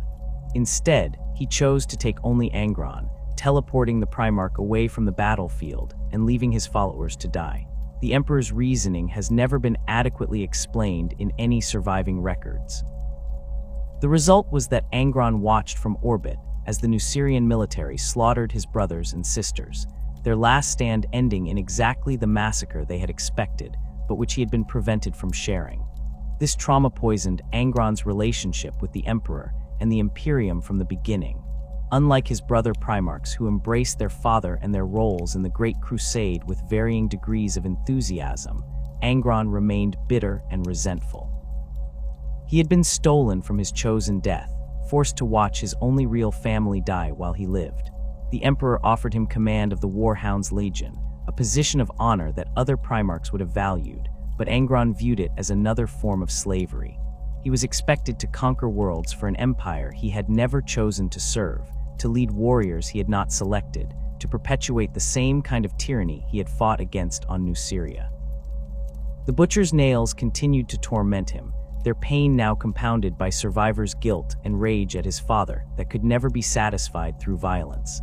The Warhounds Legion met their Primarch with traditional excitement, expecting him to transform them as other Primarchs had transformed their legions. What they received was a broken, rage-filled demigod who viewed them with contempt and saw in them reminders of his captivity. Angron renamed them the World Eaters, a title that reflected both his disdain for the Great Crusade's mission and his own self-loathing. His most catastrophic decision came when he ordered the Legion's apothecaries to replicate the Butcher's nails and implant them throughout his sons.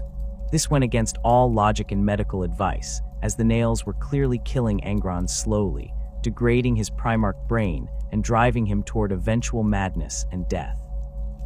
Yet he insisted his sons share his pain, framing it as a test of loyalty and brotherhood.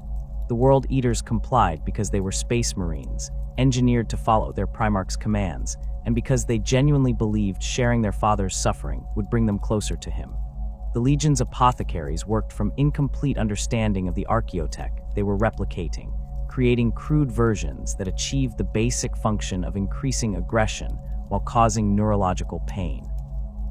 The implantation procedures killed some recipients immediately, their brains unable to handle the invasive surgery.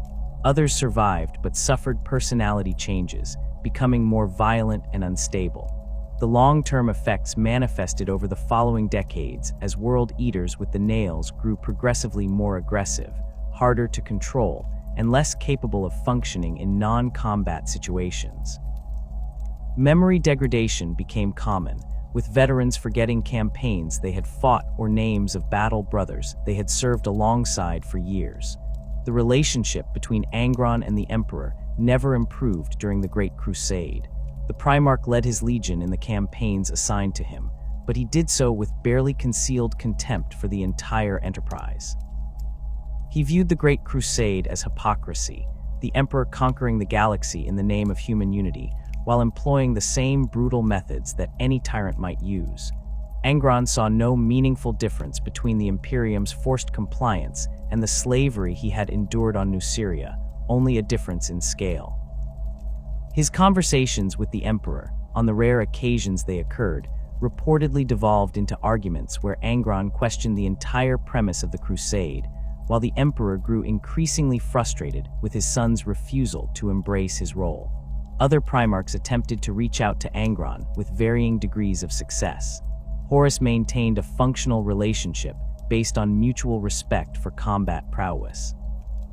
Lorgar developed a genuine friendship, seeing in Angron a kindred spirit who had suffered at the Emperor's hands. When the Horus heresy erupted, Angron sided with the traitors immediately. Unlike Primarchs who agonized over their decision or required convincing, he saw the rebellion as an opportunity to finally strike back at the father who had stolen him from his chosen death. The World Eaters participated in the initial purge at Istvan III, where loyalist elements of the traitor legions were eliminated. World Eaters who had remained loyal to the Emperor found themselves attacked by their own battle brothers. The Nails induced aggression, making the betrayal particularly savage. At Istvan V, the World Eaters formed part of the trap that devastated 3 loyalist legions, charging into the Iron Hands, Salamanders, and Raven Guard with characteristic fury. The Shadow Crusade represented Angron's most significant contribution to the heresy. He joined forces with Lorgar and the Word-Bearers to devastate Ultramar, keeping Roboute Guilliman and his Ultramarines occupied while Horus prepared for the assault on Terra.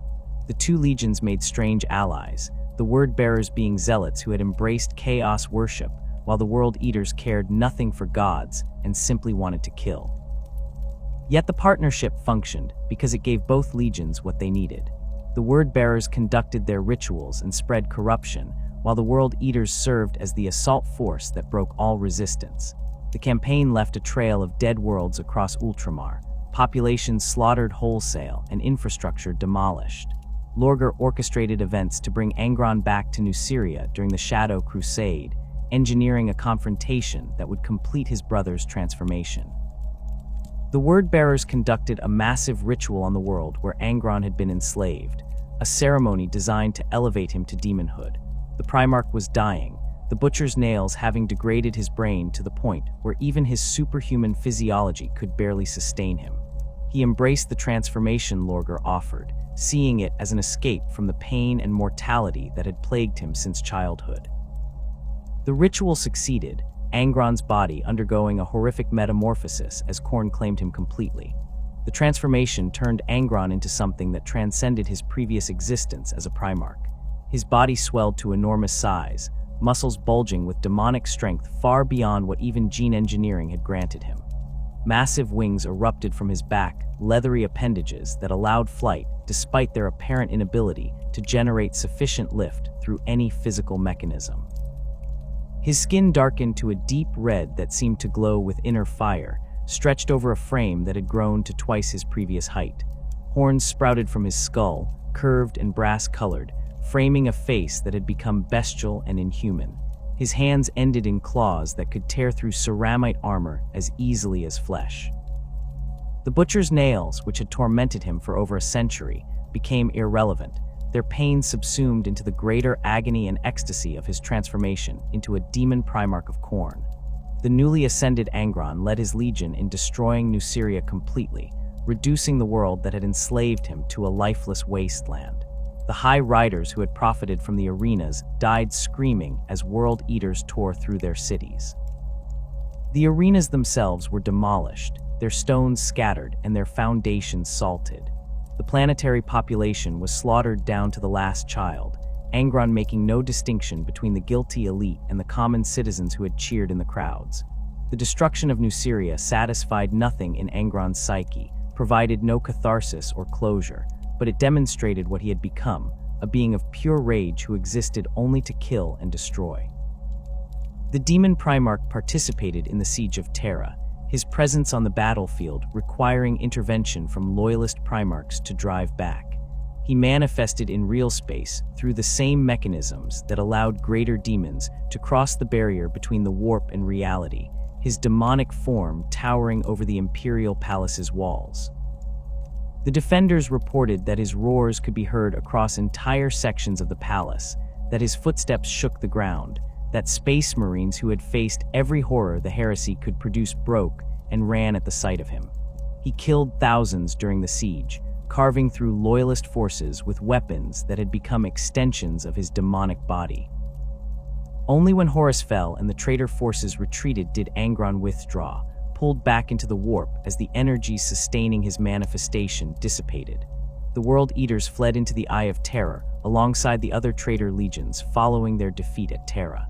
The legion's fragmentation occurred during their exile when Khârn, driven completely mad by the Nails and Khorne's influence, turned on his own brothers.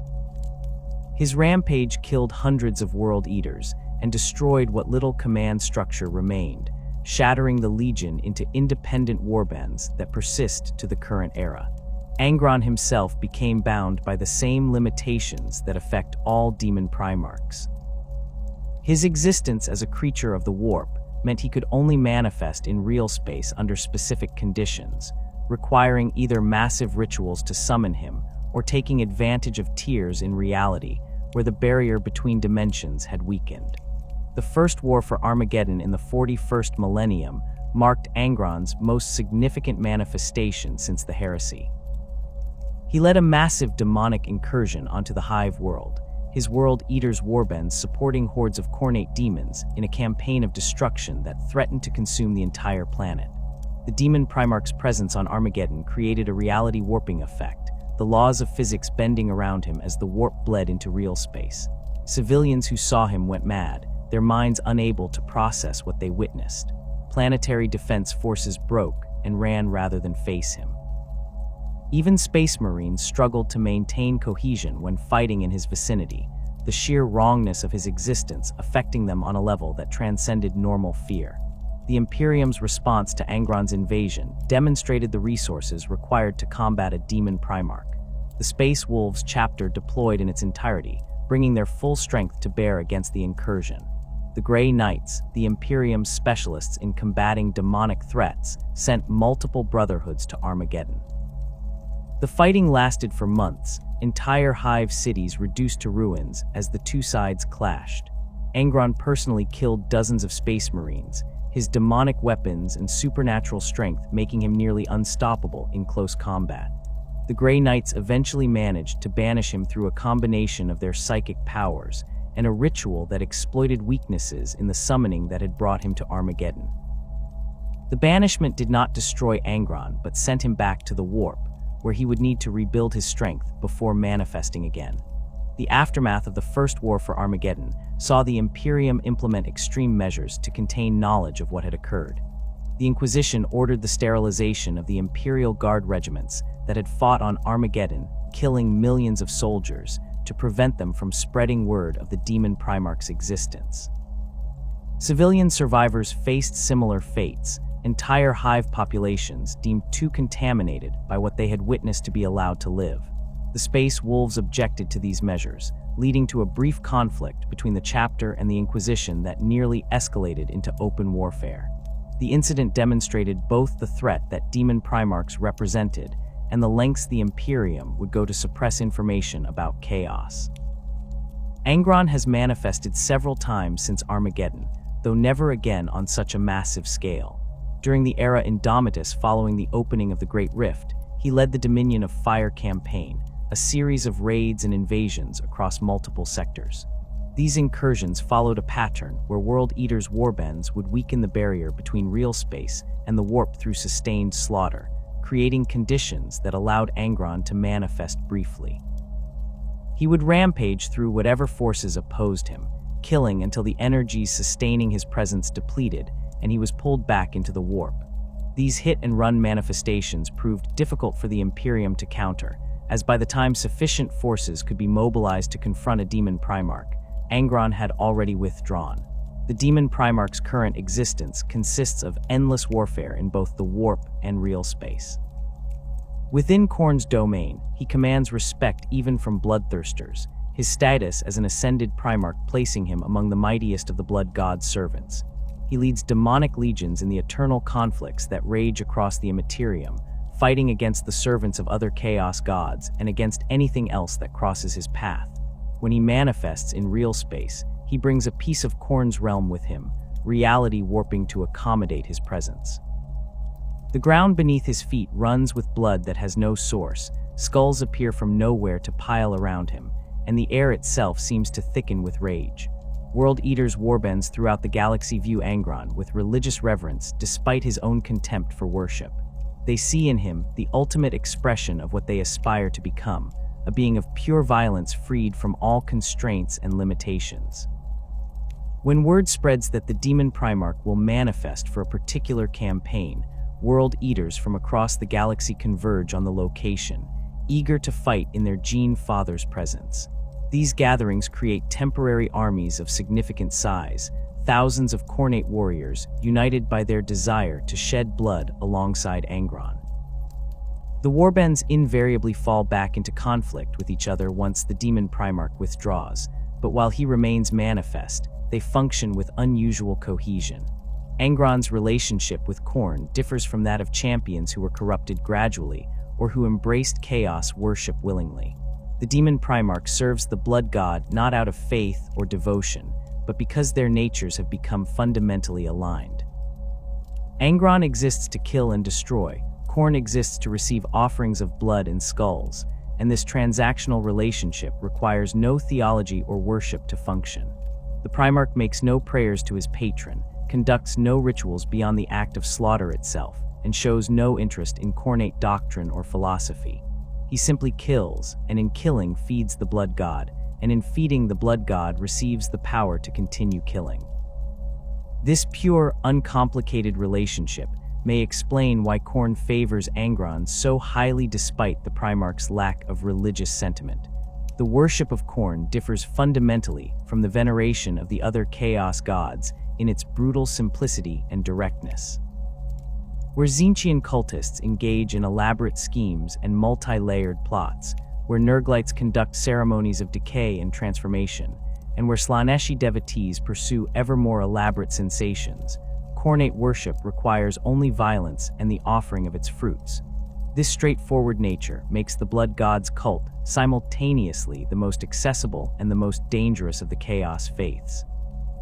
Any warrior who kills in anger, any soldier who loses themselves to battle fury, any murderer who takes pleasure in their victim's death, all risk catching Khorne's attention whether they intend to worship him or not.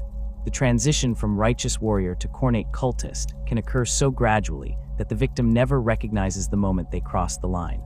Blood sacrifices form the foundation of Khornate worship, the most basic and universal offering that followers present to their patron. The act of killing itself pleases Khorne, but the proper presentation of that kill elevates it from simple violence to religious devotion. Khornate warriors develop specific rituals around the taking of blood, methods that vary between warbands and cults but share common elements. The blood must be fresh, spilled through direct violence rather than allowed to drain from a corpse. The victim should be aware of their fate if possible, their fear and pain adding flavor to the offering.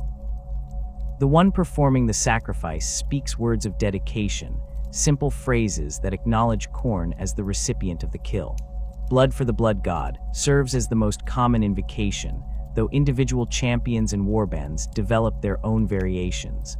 The collection of blood for ritual purposes requires containers and methods that Khornate cults have refined over millennia of practice.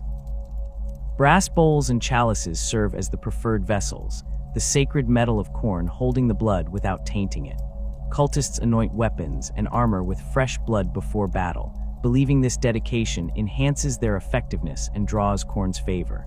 Some warbands maintain blood pits, excavated areas where the blood of sacrifices collects in pools that never seem to coagulate or decay despite the absence of any preservatives. These pools become focal points for worship, places where cultists can physically immerse themselves in the substance of their devotion. warriors bathe in the blood before major battles, emerging covered in crimson that dries into a second skin, marking them as Khorne's chosen. The taking of skulls represents the second pillar of Khornate ritual practice, more complex than simple blood sacrifice and carrying greater significance in the eyes of the blood god. A skull serves as permanent proof of a kill, a trophy that can be displayed and counted, added to the ever-growing tally that measures a warrior's worth. The proper removal of a skull requires both skill and the right tools.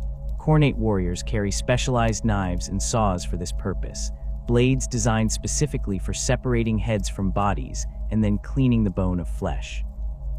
The process must be performed with a degree of care that seems at odds with the general brutality of Khornate worship, as a damaged skull holds less value than one taken intact.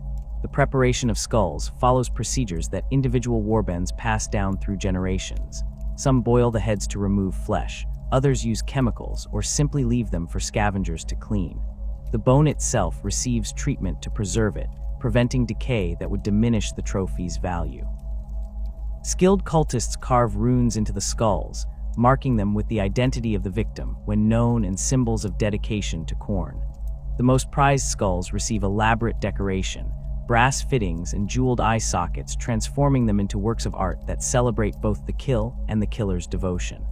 These prepared skulls become currency within Khornate cults, traded between warriors, and presented as gifts to champions who have earned particular respect. The construction of skull pyramids represents the ultimate expression of this trophy-taking obsession, monuments to slaughter that serve as both offerings to Khorne and demonstrations of a warband's prowess. These structures begin with a base layer of skulls arranged in a square or circular pattern, each skull placed with care to ensure stability. Subsequent layers build upward, each smaller than the one below, creating a pyramid shape that can reach impressive heights when sufficient skulls are available. The largest skull pyramids constructed by successful warbands contain thousands or even tens of thousands of individual skulls, representing years or decades of continuous warfare. These monuments become pilgrimage sites for other Khornate followers, places where warriors come to offer their own skulls and to draw inspiration from the accumulated evidence of so much death. The dedication of slain enemies to Khorne follows specific formulas that Khornate warriors learn as they progress deeper into their corruption. The simplest dedication involves speaking the victim's name if known, followed by the standard invocation offering their skull to the blood god. More elaborate dedications describe the circumstances of the kill, the worthiness of the opponent, and the manner of their death.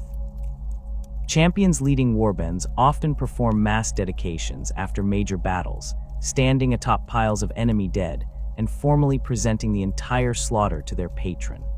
These ceremonies serve practical purposes beyond religious devotion.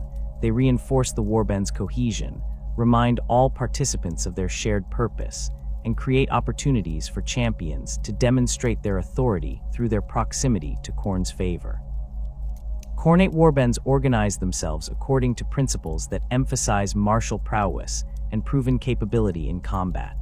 The structure differs significantly from the rigid hierarchies of the Imperium's military forces, or even the organized legions that some Chaos Space Marines maintain. Leadership in a Khornate warband belongs to whoever can claim it through strength, and challenges to authority are not only permitted but expected. A champion who grows weak or cautious risks being killed by ambitious subordinates who believe they can lead more effectively. This constant internal competition creates warbands that are simultaneously highly effective in combat and prone to sudden collapses when leadership changes occur at inopportune moments. The core of most Khornate warbands consists of Chaos Space Marines, either World Eaters or renegades from other legions and chapters who have embraced the Blood God. These warriors form the elite backbone, their power, armor, and enhanced physiology making them far superior to mortal followers in direct combat. Around this core, warbands accumulate mortal cultists who serve various functions. Some are warriors themselves, former Imperial Guardsmen, or Planetary Defense Force soldiers who have turned to chaos worship. Others are simply violent individuals who have found purpose in Khorne's service, gang members and criminals who have escalated from mundane violence to religious murder. The most successful warbands number their mortal followers in the thousands, entire armies of corrupted humans who follow their Chaos Space Marine masters into battle. Bloodreavers represent a specific category of mortal Khornate warrior, distinguished from common cultists by their complete dedication to the blood god and their enhanced combat capabilities. These fighters have proven themselves through sustained violence, accumulating enough kills to catch Khorne's attention and receive minor blessings that elevate them above normal humans. A Bloodreaver might possess supernatural strength that allows them to wield weapons no normal person could lift, or enhanced resilience that lets them shrug off wounds that should be fatal.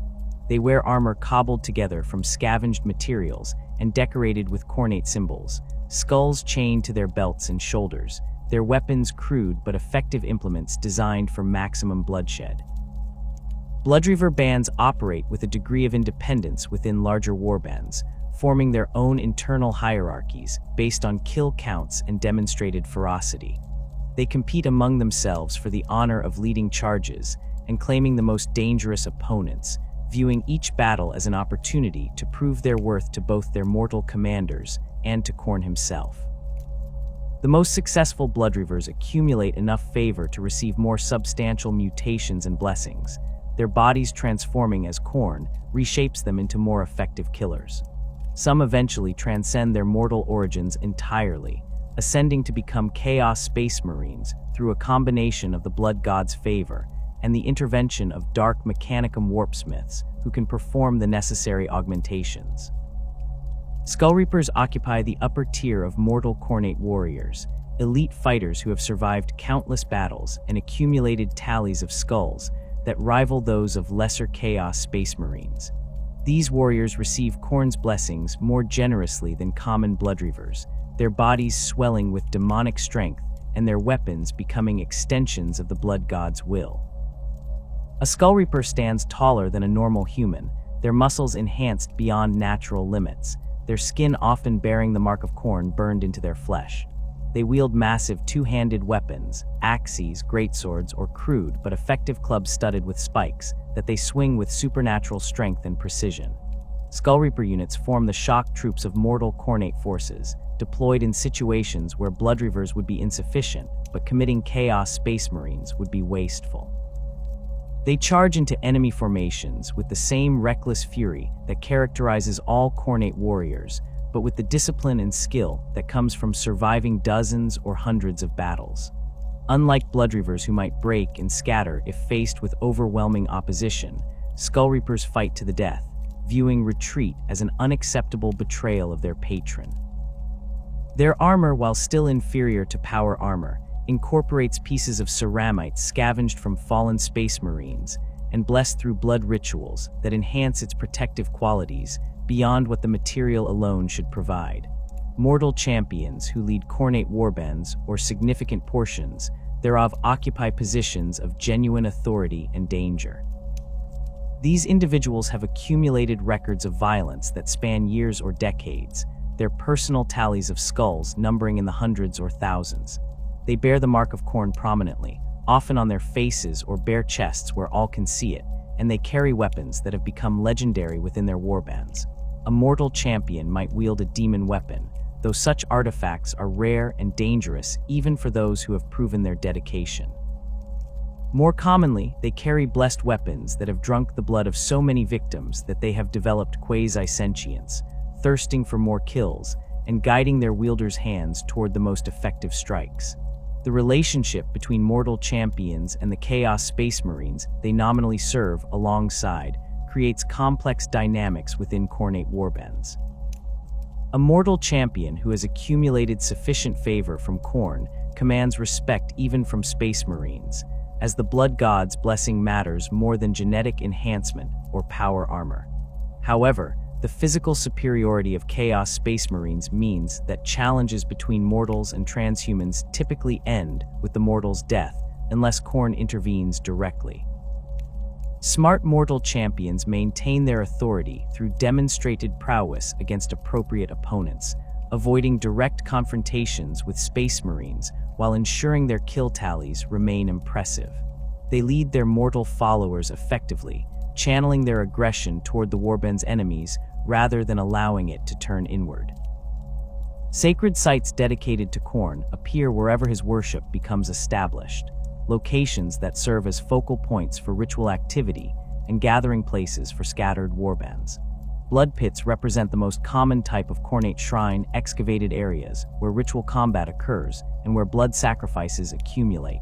These pits vary in sophistication from simple holes dug in the ground to elaborate stone-lined arenas that echo the gladiatorial tradition of ancient New Syria. The essential element remains consistent, a space set aside specifically for violence in Khorne's name, where warriors can test themselves against each other or against prisoners taken for this purpose. The blood that spills in these pits never fully drains away, pooling in the lowest points and sometimes forming permanent reservoirs that cultists believe connect directly to Khorne's domain in the warp. Blood pits serve multiple functions within Khornate cults. They provide venues for settling disputes through combat, allowing warriors to challenge each other without disrupting the warband's overall cohesion. They act as training grounds where younger or less experienced cultists can develop their skills under the eyes of veterans. Most importantly, they generate the violence and bloodshed that feeds Khorne, creating a constant stream of offerings even during periods when the warband is not actively campaigning. Some blood pits develop reputations that spread across entire sectors, becoming destinations for warriors seeking to prove themselves against the best opponents. These famous pits accumulate layers of blood and bone over years or decades, the ground becoming saturated with death until the barrier between real space and the warp grows thin. The corruption of entire worlds into demon worlds dedicated to Khorne represents the ultimate expression of his cult's power in real space. This transformation requires sustained worship and violence on a massive scale, enough bloodshed to tear holes in reality and allow the warp to bleed through into the material universe. The process typically begins when a Khornate warband conquers a world and establishes permanent control rather than simply raiding and withdrawing. The cultists construct blood pits across the planet's surface, in every major population center and many smaller settlements. They institute mandatory combat trials, forcing the population to participate in ritual violence whether they wish to or not. Prisoners and slaves are sacrificed in elaborate ceremonies designed to draw Khorne's attention. As the corruption deepens, physical changes become apparent. The planet's sky takes on a reddish hue that has no natural explanation, as if the atmosphere itself has become saturated with blood. Rivers and oceans turn crimson, their water undrinkable, but somehow sustaining the corrupted population. Mountains of skulls rise across the landscape, growing from the accumulated offerings of thousands of sacrifices. The temperature increases as the world draws closer to Khorne's realm in the warp, the heat of eternal warfare bleeding through the dimensional barrier. Native wildlife becomes more aggressive and dangerous, predators growing larger and more violent while prey species either adapt or go extinct. Plants develop thorns and toxic properties, the entire ecosystem reshaping itself to reflect the violence of its new patron. The manifestation of warp rifts marks the final stage of a world's transformation into a demon world. These tiers in reality allow demons to cross into real space without requiring summoning rituals, bloodletters and other Khornate entities simply walking through from the immaterium. The rifts appear as wounds in the air itself, edges crackling with energy that hurts to look at directly, interiors showing glimpses of Khorne's realm beyond. Around these rifts, reality becomes increasingly unstable.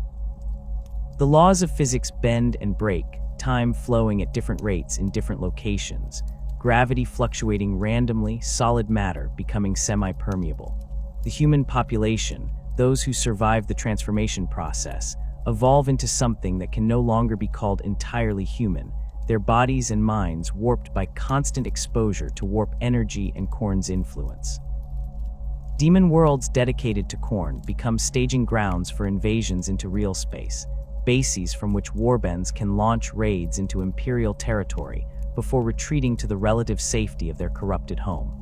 The Imperium classifies these worlds as perdita, beyond redemption and subject to exterminatus if sufficient force can be brought to bear.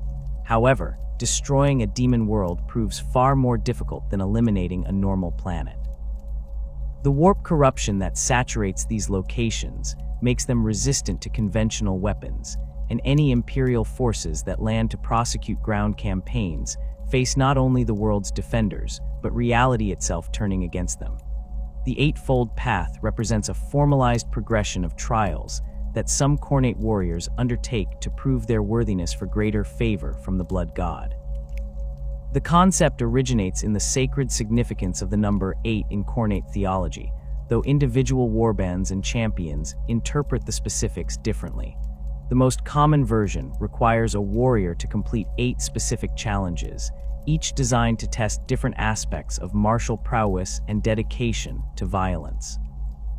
These challenges escalate in difficulty, beginning with tasks that a skilled fighter might accomplish relatively easily, and progressing to trials that should be impossible without Khorne's direct intervention. The collection of 8 specific skulls forms one traditional interpretation of the Eightfold Path. The warrior must claim the heads of 8 different types of opponent, each representing a particular challenge. A common list includes the skull of a Psyker, demonstrating the warrior's willingness to hunt Khorne's most hated enemies. The skull of a champion of another chaos god, proving the warrior's loyalty to Khorne above all other powers. The skull of a space marine, showing they can overcome the Imperium's finest warriors. The skull of a Xenos leader, demonstrating their willingness to kill anything that stands against them. The skull of a former comrade, proving they value Khorne's favor above friendship or loyalty. The skull of a priest or holy figure, showing contempt for all gods save the Blood God. The skull of someone they loved, demonstrating that nothing matters except violence. The skull of their former commander, proving they have surpassed their teacher and are ready to lead.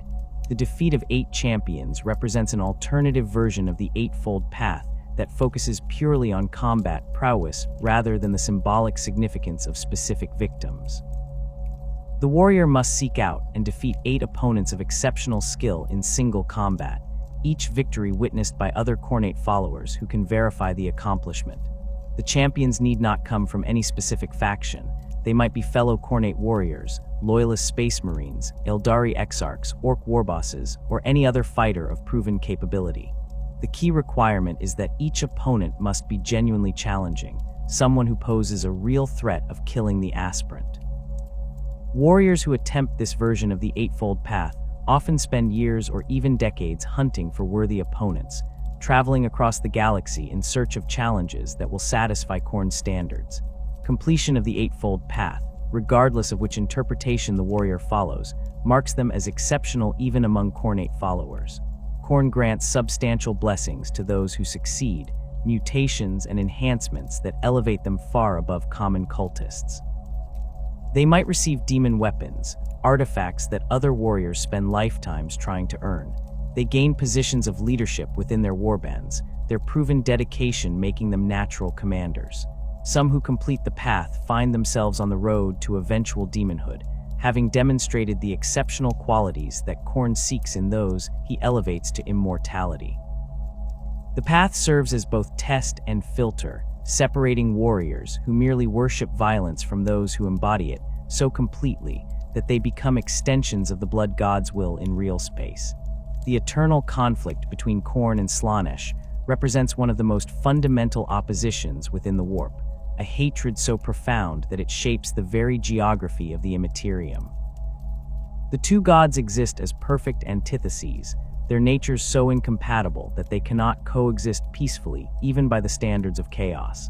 Where Khorne embodies rage stripped of all complexity, direct violence without subtlety or refinement, Slaanesh represents excess and sensation in all its forms, the pursuit of experience elevated to a philosophy. The Blood God views the youngest Chaos God with contempt that exceeds even his disdain for Tzeentch's sorcery. Slaanesh's focus on pleasure and sensation strikes Khorne as the ultimate corruption of what combat should be, transforming honest violence into performance art, reducing the purity of killing to just another sensation to be savored. The philosophical opposition runs deeper than simple disagreement over methods. Khorne demands that his followers embrace rage completely, losing themselves in fury that obliterates thought and leaves only the instinct to kill. Slaanesh requires awareness and sensation, the ability to experience and appreciate every moment of excess.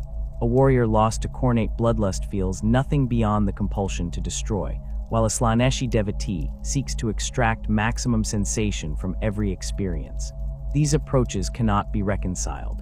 A Khornate berserker who pauses to appreciate the aesthetics of slaughter has already failed his patron. A Slaaneshi warrior who loses themselves completely to rage abandons the refined pursuit of sensation that defines their worship. The battle for mortal souls creates constant friction between the two gods' followers in real space. Warriors who embrace violence walk a knife's edge between the two patrons, their choices determining which god ultimately claims them. A soldier who kills in hot fury, who charges into combat without thought or hesitation, who accumulates bodies without caring about the experience of killing, that warrior feeds Khorne and risks his corruption. Another soldier who takes pleasure in the act of killing itself, who appreciates the spray of blood and the sound of screaming, who seeks out particular methods of execution for the sensations they provide, that warrior draws Slaanesh's attention instead. The distinction seems subtle to outsiders, but matters enormously to the gods themselves. Both claim dominion over violence, but they define it in fundamentally incompatible ways. This competition for souls manifests most clearly in the corruption of Space Marine chapters. The Blood Angels and their successor chapters suffer from gene seed flaws that predispose them to both gods' influence.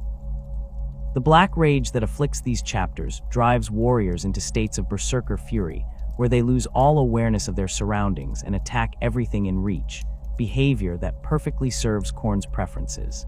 Yet the Red Thirst, the other curse that plagues Sanguinius's sons, creates vampiric cravings for blood that Slaanesh can exploit, the act of drinking blood becoming a sensation pursued for its own sake. Individual blood angels who fall to chaos might end up serving either god depending on which aspect of their curse dominates their corruption. The same warrior who could have become a Khornate berserker might instead become a Slaaneshi pleasure seeker if circumstances push them toward appreciating the sensory experience of violence rather than simply committing it. The cosmic hatred between Khorne and Slaanesh extends beyond competition for mortal followers into direct warfare within the warp itself. The borders between their domains remain in constant flux as demonic armies clash in battles that have raged since Slaanesh's birth during the fall of the Eldari. Bloodthirsters lead Khornate legions against Keepers of Secrets and their Demonet hordes, the two sides locked in conflicts that serve no strategic purpose beyond expressing their patrons' mutual loathing. These wars differ from the ritualized combat that characterizes conflicts between other Chaos gods. When Khorne's demons fight Nurgle's forces, both sides accept that they participate in the Great Game, the eternal struggle for dominance among the ruinous powers. When Khornate and Slaaneshi demons meet, they fight with a viciousness that suggests genuine hatred rather than mere competition. The fall of the Eldari and Slaanesh's birth intensified Khorne's animosity toward the youngest Chaos god in ways that continue to reverberate through the current era. Before Slaanesh's emergence, Khorne shared the warp with Tzeentch and Nurgle in a state of dynamic equilibrium that had persisted for tens of thousands of years. The birth of a fourth major Chaos god disrupted this balance, and Khorne particularly resented the manner of Slaanesh's creation. The Eldari Empire's fall generated a psychic cataclysm that tore a permanent wound in reality, creating the Eye of Terror and fundamentally altering the relationship between the warp and real space. This catastrophe provided opportunities for all the Chaos gods to extend their influence, but it also meant sharing power with a new entity whose very nature offended Khorne's sensibilities. The Blood Gods' demons wage campaigns specifically designed to humiliate and diminish Slaanesh whenever opportunities arise. Khornate warbands in real space prioritize attacking Slaaneshi cults and demon worlds, viewing them as more deserving targets than even Imperial forces. A World Eater's warband that discovers a planet corrupted by Slaanesh will divert from other objectives to assault it, the prospect of killing the Dark Prince's followers overriding strategic considerations. These attacks aim not just to claim skulls, but to destroy everything associated with Slaanesh's worship. Temples are demolished, artifacts shattered, cultists killed in ways that deny them the elaborate deaths they might have preferred.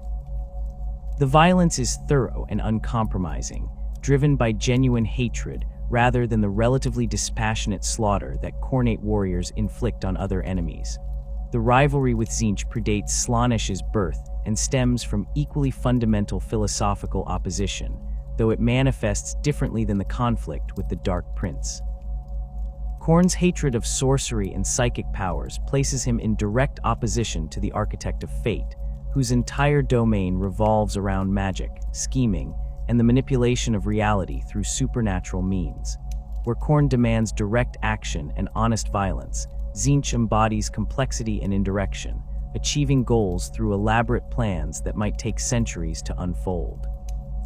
The Blood God views this approach as cowardice, a refusal to face enemies directly that offends his fundamental nature.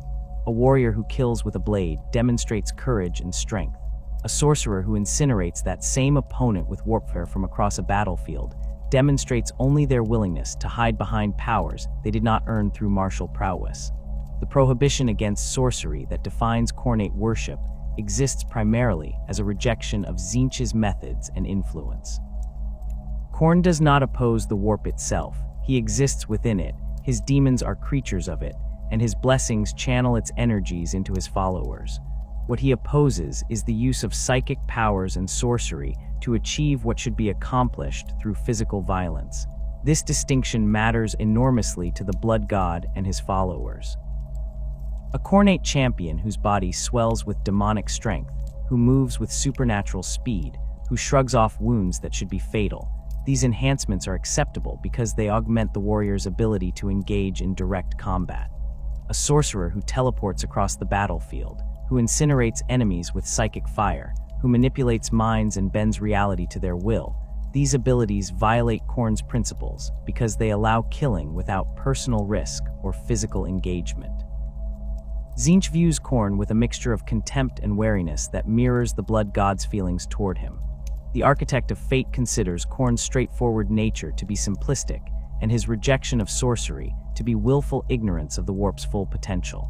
Yet Tzeentch also recognizes that Khorne's power rivals his own, that the endless violence across the galaxy feeds the Blood God as surely as hope and ambition feed the Changer of Ways.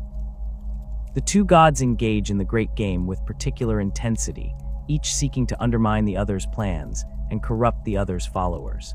Tzeentch's schemes often target Khornate warbands, attempting to introduce complexity and planning into organizations that thrive on simplicity and direct action.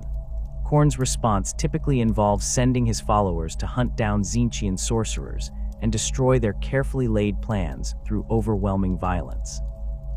The conflict between their mortal followers creates some of the most vicious fighting within the broader Chaos forces.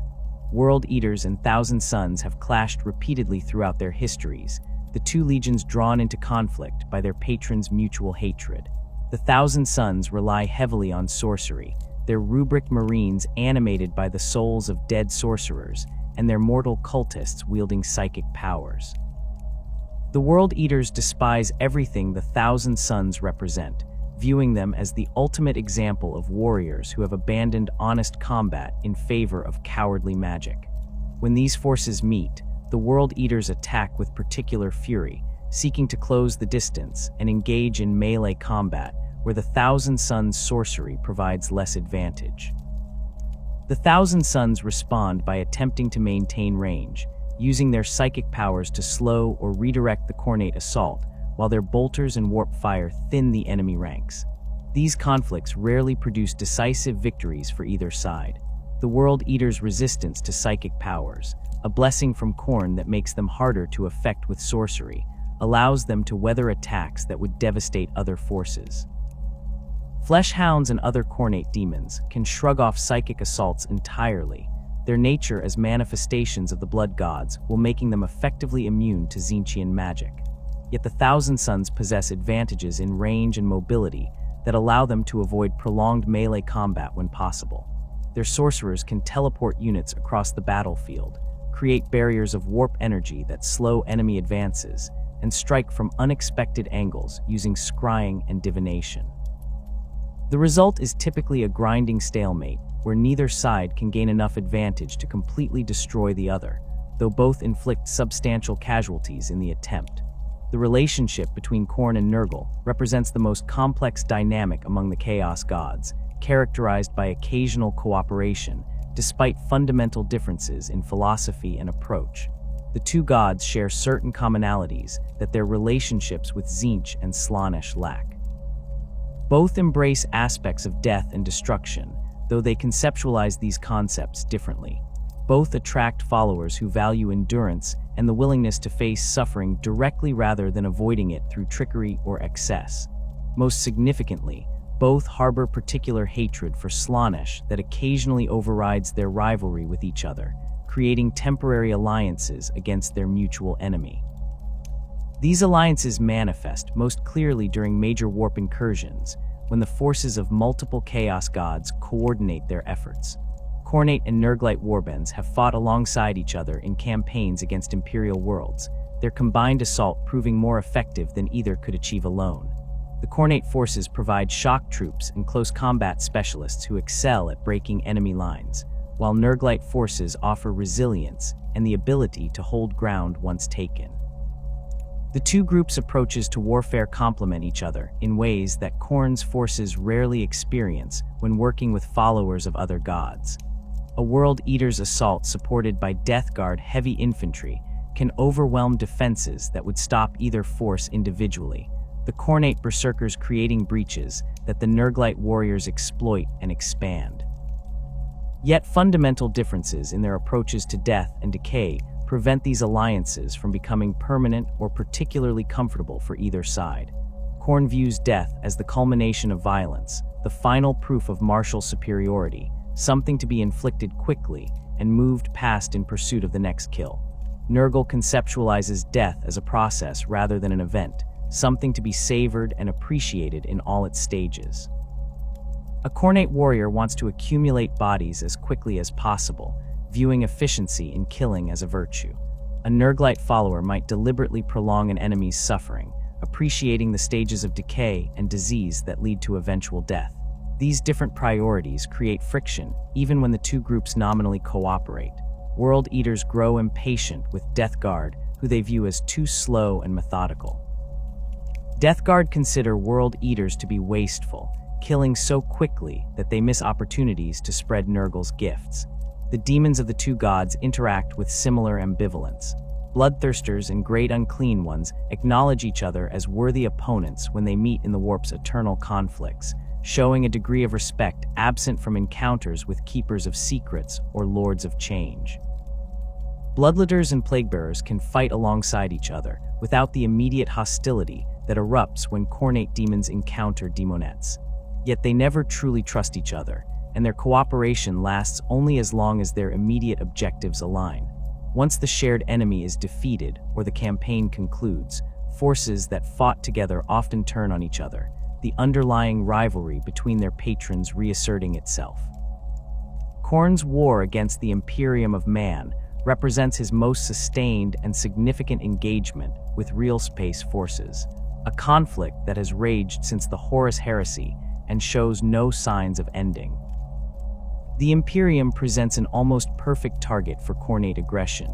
It is vast enough to provide unlimited opportunities for warfare, militarized enough that combat occurs constantly across its territories, and ideologically rigid enough that its forces will fight to the death rather than surrender or negotiate.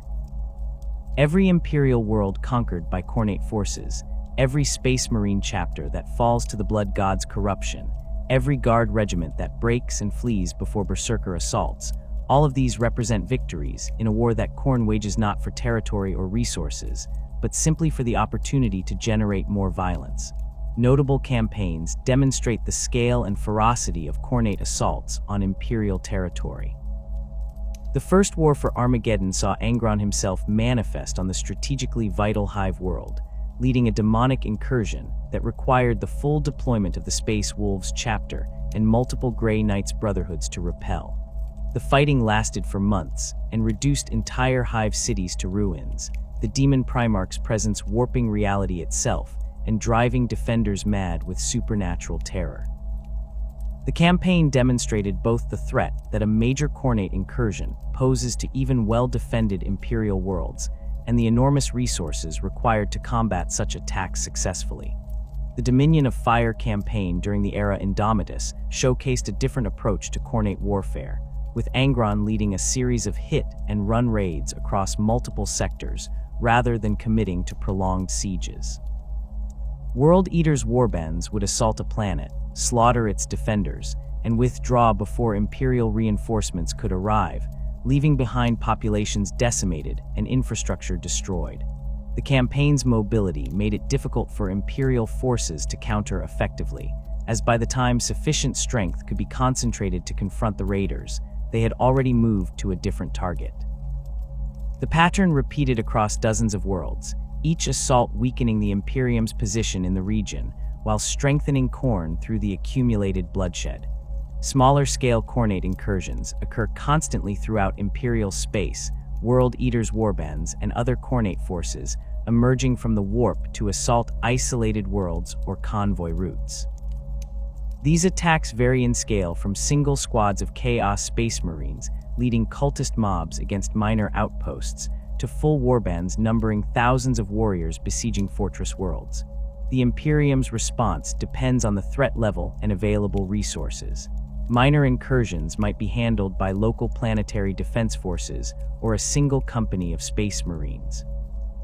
Major invasions require coordinated responses involving multiple chapters, Imperial Guard regiments, and specialized forces like the Grey Knights. The Grey Knights represent the Imperium's most effective weapon against major demonic incursions, including those led by Khornate forces. This chapter of Space Marines was created specifically to combat demonic threats, their gene seed engineered to provide resistance to chaos corruption, and their training focused entirely on fighting entities from the warp. Every Grey Knight is a Psyker, their psychic powers carefully controlled and channeled through their faith in the Emperor. This creates an interesting dynamic when they face Khornate enemies, as the Blood God's forces despise Psykers above almost all other opponents, while the Grey Knight's powers prove particularly effective against demons. Grey Knight's deployment against Khornate incursions follows established protocols developed over 10,000 years of combating chaos.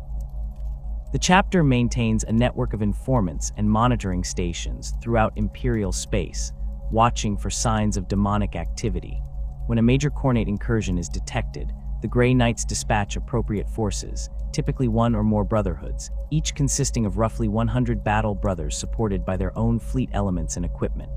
These forces arrive as quickly as warp travel allows, often before local Imperial forces have fully grasped the scale of the threat they face. The Grey Knights' tactics against Khornate enemies emphasize their advantages, while minimizing exposure to the Blood God's servant strengths in close combat.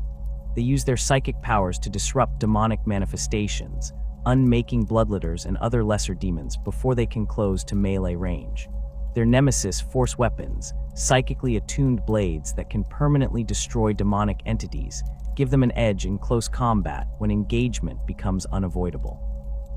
Their faith and training provide resistance to the fear and madness that Khornate demons project, allowing them to maintain cohesion in situations that would break normal Imperial forces. The Ordo Malleus, the branch of the Inquisition dedicated to combating demonic threats, coordinates the broader Imperial response to Khornate incursions beyond what the Grey Knights alone can handle. Inquisitors of the Ordo Malleus possess extensive knowledge of chaos and demonic entities, accumulated through study of forbidden texts and direct experience fighting the ruinous powers' servants. They command significant resources, able to requisition Imperial Guard regiments, Space Marine strike forces, and Navy assets for operations against demonic threats. When a Khornate incursion grows large enough to threaten entire sectors, the Ordo Malleus orchestrates multi-pronged responses that combine military force with more esoteric methods. These Inquisitors employ tactics specifically designed to counter Khornate forces' advantages. They identify and eliminate cult leadership, recognizing that Khornate warbands become less effective when their champions are killed, despite the Blood God's preference for individual martial prowess. They locate and destroy sites where the barrier between real space and the warp has weakened, preventing reinforcements from manifesting. They coordinate with Adeptus Mechanicus tech priests to deploy weapons particularly effective against demonic entities, such as consecrated ammunition and sanctified explosives.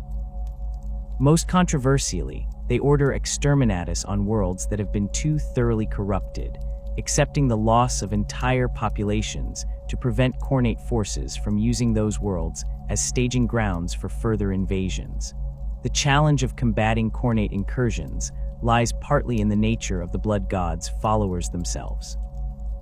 Unlike Tzeentchian cultists who might be infiltrated and their plans disrupted before they come to fruition, or Nurglite forces whose slow advance allows time for evacuation and preparation, Khornate assaults strike with sudden violence and sustain momentum through sheer aggression. A World Eater's warband that achieves planetfall will not pause to consolidate or negotiate. They will attack immediately and continue attacking until either they are destroyed or their enemies are dead. This relentlessness makes them difficult to contain once they establish a foothold, as conventional tactics of trading space for time or conducting fighting withdrawals prove ineffective against enemies who will pursue without rest or hesitation. The Imperium's methods of preventing Khornate corruption before it requires military intervention focus on identifying and eliminating potential cult activity in its early stages. The Inquisition maintains watch over military forces for signs of excessive aggression or unauthorized violence that might indicate Khorne's influence. Chaplains in Space Marine chapters and commissars in Imperial Guard regiments receive training in recognizing the early stages of Khornate corruption, though this knowledge remains incomplete and imperfect. Soldiers who display concerning behavior, accumulating trophies from kills, showing excessive enthusiasm for close combat, expressing contempt for ranged warfare, face investigation and potential execution if corruption is confirmed. These preventive measures achieve mixed results. The challenge lies in distinguishing between the martial aggression that the Imperium requires of its warriors and the excessive violence that indicates Khornate corruption. A Space Marine who takes pride in his combat prowess and maintains a tally of worthy opponents killed might be a loyal servant of the Emperor or a warrior on the path to damnation, and the difference may not become apparent until the corruption has progressed too far to reverse. The Imperium errs on the side of caution, executing soldiers whose loyalty remains questionable rather than risk them falling completely to chaos. This approach prevents some corruptions, but also wastes capable warriors and creates resentment among forces who see their comrades killed for behavior that differs only in degree from what the Imperium demands of all its soldiers. The process by which Khornate demons manifest in real space follows principles that differ from normal physical laws, requiring specific conditions that weaken the barrier between the warp and material reality. A demon exists as a fragment of its patron god's consciousness, a being composed entirely of psychic energy that takes physical form only when sufficient power bridges the gap between dimensions. For Khornate demons specifically, the manifestation process demands violence on a scale that tears holes in reality itself. Blood must be spilled in quantities that create psychic resonance, deaths occurring with enough rage and fury that the emotional energy generated reaches into the warp and provides demons with the power to cross over. The mechanics of demonic incursion begin with the weakening of the barrier between dimensions. This barrier exists everywhere in the galaxy, a metaphysical membrane that separates the ordered laws of real space from the chaotic energies of the immaterium. Under normal circumstances, this barrier remains strong enough to prevent demons from crossing without assistance. Certain conditions can weaken it temporarily or permanently. Warp storms create temporary tiers that allow demons to slip through while the storm rages. Ancient Xenos artifacts or archaeotech devices sometimes punch holes in reality when activated. Sustained psychic activity in a single location can wear the barrier thin over time. For Khornate manifestations specifically, concentrated violence serves as the primary method of weakening the barrier, as the psychic energy generated by rage and bloodshed resonates with Khorne's domain in the warp. Blood sacrifice provides the most reliable method for Khornate cultists to facilitate demonic manifestation. The ritual requirements vary in complexity depending on what entities the cultists seek to summon. Lesser demons like bloodletters require relatively modest offerings, perhaps dozens of victims killed in ritually significant ways. The blood must be fresh, spilled through violence rather than drained from corpses, and the victims should be aware of their fate if possible, their fear and pain adding power to the offering. Cultists arrange the bodies in patterns that hold significance in Khornate theology, often forming the 8-pointed star of chaos or the specific rune that represents Khorne himself. They speak invocations that have been passed down through generations of worshippers, words that resonate in the warp and draw the blood god's attention to the sacrifice being offered. Greater demons require proportionally greater offerings. Summoning a bloodthirster demands hundreds or thousands of deaths, the sheer scale of slaughter necessary to tear a hole in reality large enough for such a powerful entity to cross through. The victims must include warriors when possible, as Khorne values the skulls of those who died fighting more highly than helpless sacrifices. Some cults spend years accumulating the necessary deaths, conducting smaller rituals that weaken the barrier gradually until the final ceremony can bring forth their desired demon. Others orchestrate single massive slaughters, attacking population centers or military installations, and killing everyone present in carefully timed rituals designed to channel all that death toward a single purpose.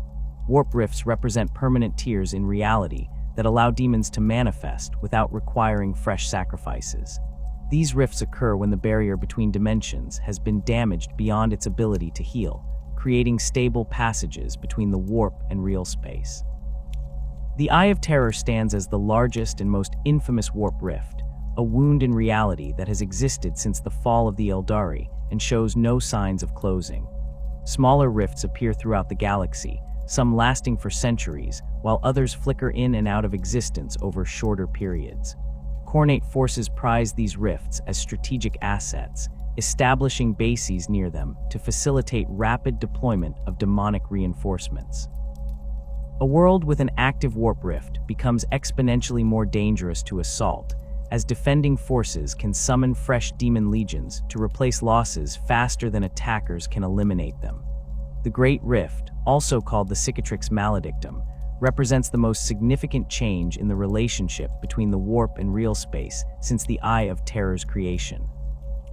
This massive tear in reality stretches across the galaxy, dividing Imperial space into two distinct regions that can only communicate with extreme difficulty. The rifts opening during the events surrounding the fall of Cadia and the 13th Black Crusade fundamentally altered the strategic situation for all factions in the galaxy. For Khornate forces specifically, the Great Rift provides unprecedented opportunities for manifestation and invasion. The weakened barrier along its length allows demons to cross into real space more easily than ever before, requiring less blood sacrifice and fewer ritual preparations to achieve manifestations that previously would have demanded months of preparation. The limitations of demonic existence outside the warp create vulnerabilities that defenders can exploit despite the tremendous threat that manifested demons represent. A demon in real space exists far from its natural environment, sustained by the psychic energy that brought it across, and whatever additional power it can draw from ongoing violence and worship. This energy depletes over time, especially if the demon suffers injuries that damage its physical form. A bloodletter wounded in combat must expend energy to maintain its manifestation while simultaneously repairing the damage, draining its reserves faster than if it had remained uninjured. Sufficient damage forces the demon back into the warp, its physical form dissipating as it loses the power to maintain coherence in real space. Banishment represents the primary method by which Imperial forces combat demonic incursions once manifestation has occurred. The Grey Knights specialize in this technique, their nemesis force weapons and psychic powers specifically designed to sever the connection between a demon's essence and its physical form. A Grey Knight's blade cuts not just flesh, but the metaphysical threads that bind the demon to real space, each strike weakening the entity's grip on material existence. Sufficient damage forces even greater demons back into the warp, though they are not truly destroyed and will eventually be able to manifest again once they have recovered their strength.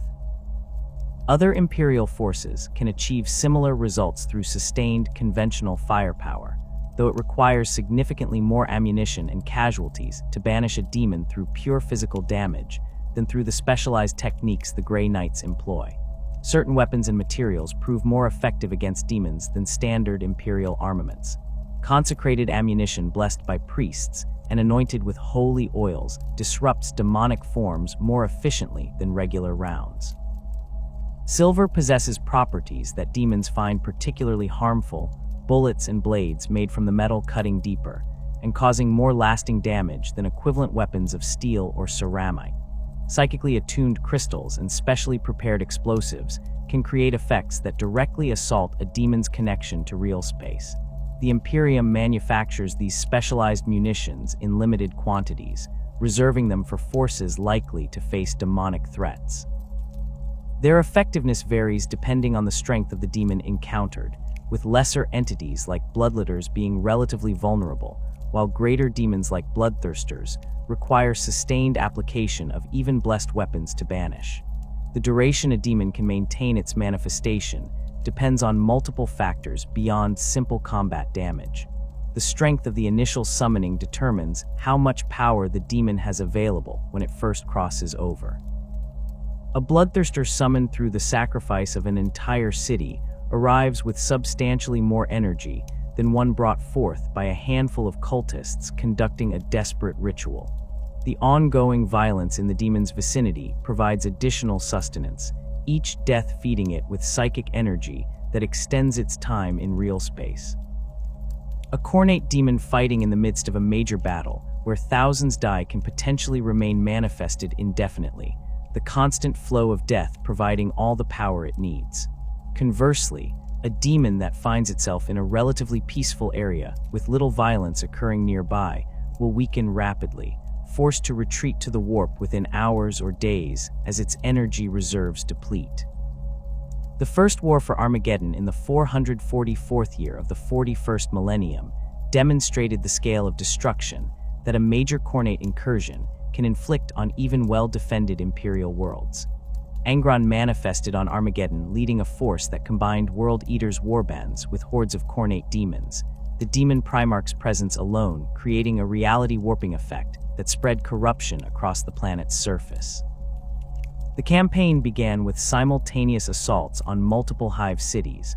World Eaters dropped pods and demon manifestations appearing without warning as the attackers bypassed orbital defenses through warp-based insertion. The initial attacks achieved complete surprise, defenders finding themselves engaged in desperate close quarters, fighting before they could properly mobilize or coordinate responses. Armageddon's defenders faced challenges that went beyond simple military opposition. The presence of so many demons and a demon Primarch warped reality itself in ways that conventional forces struggled to comprehend or counter. Civilians who witnessed Angron went mad, their minds unable to process what they saw.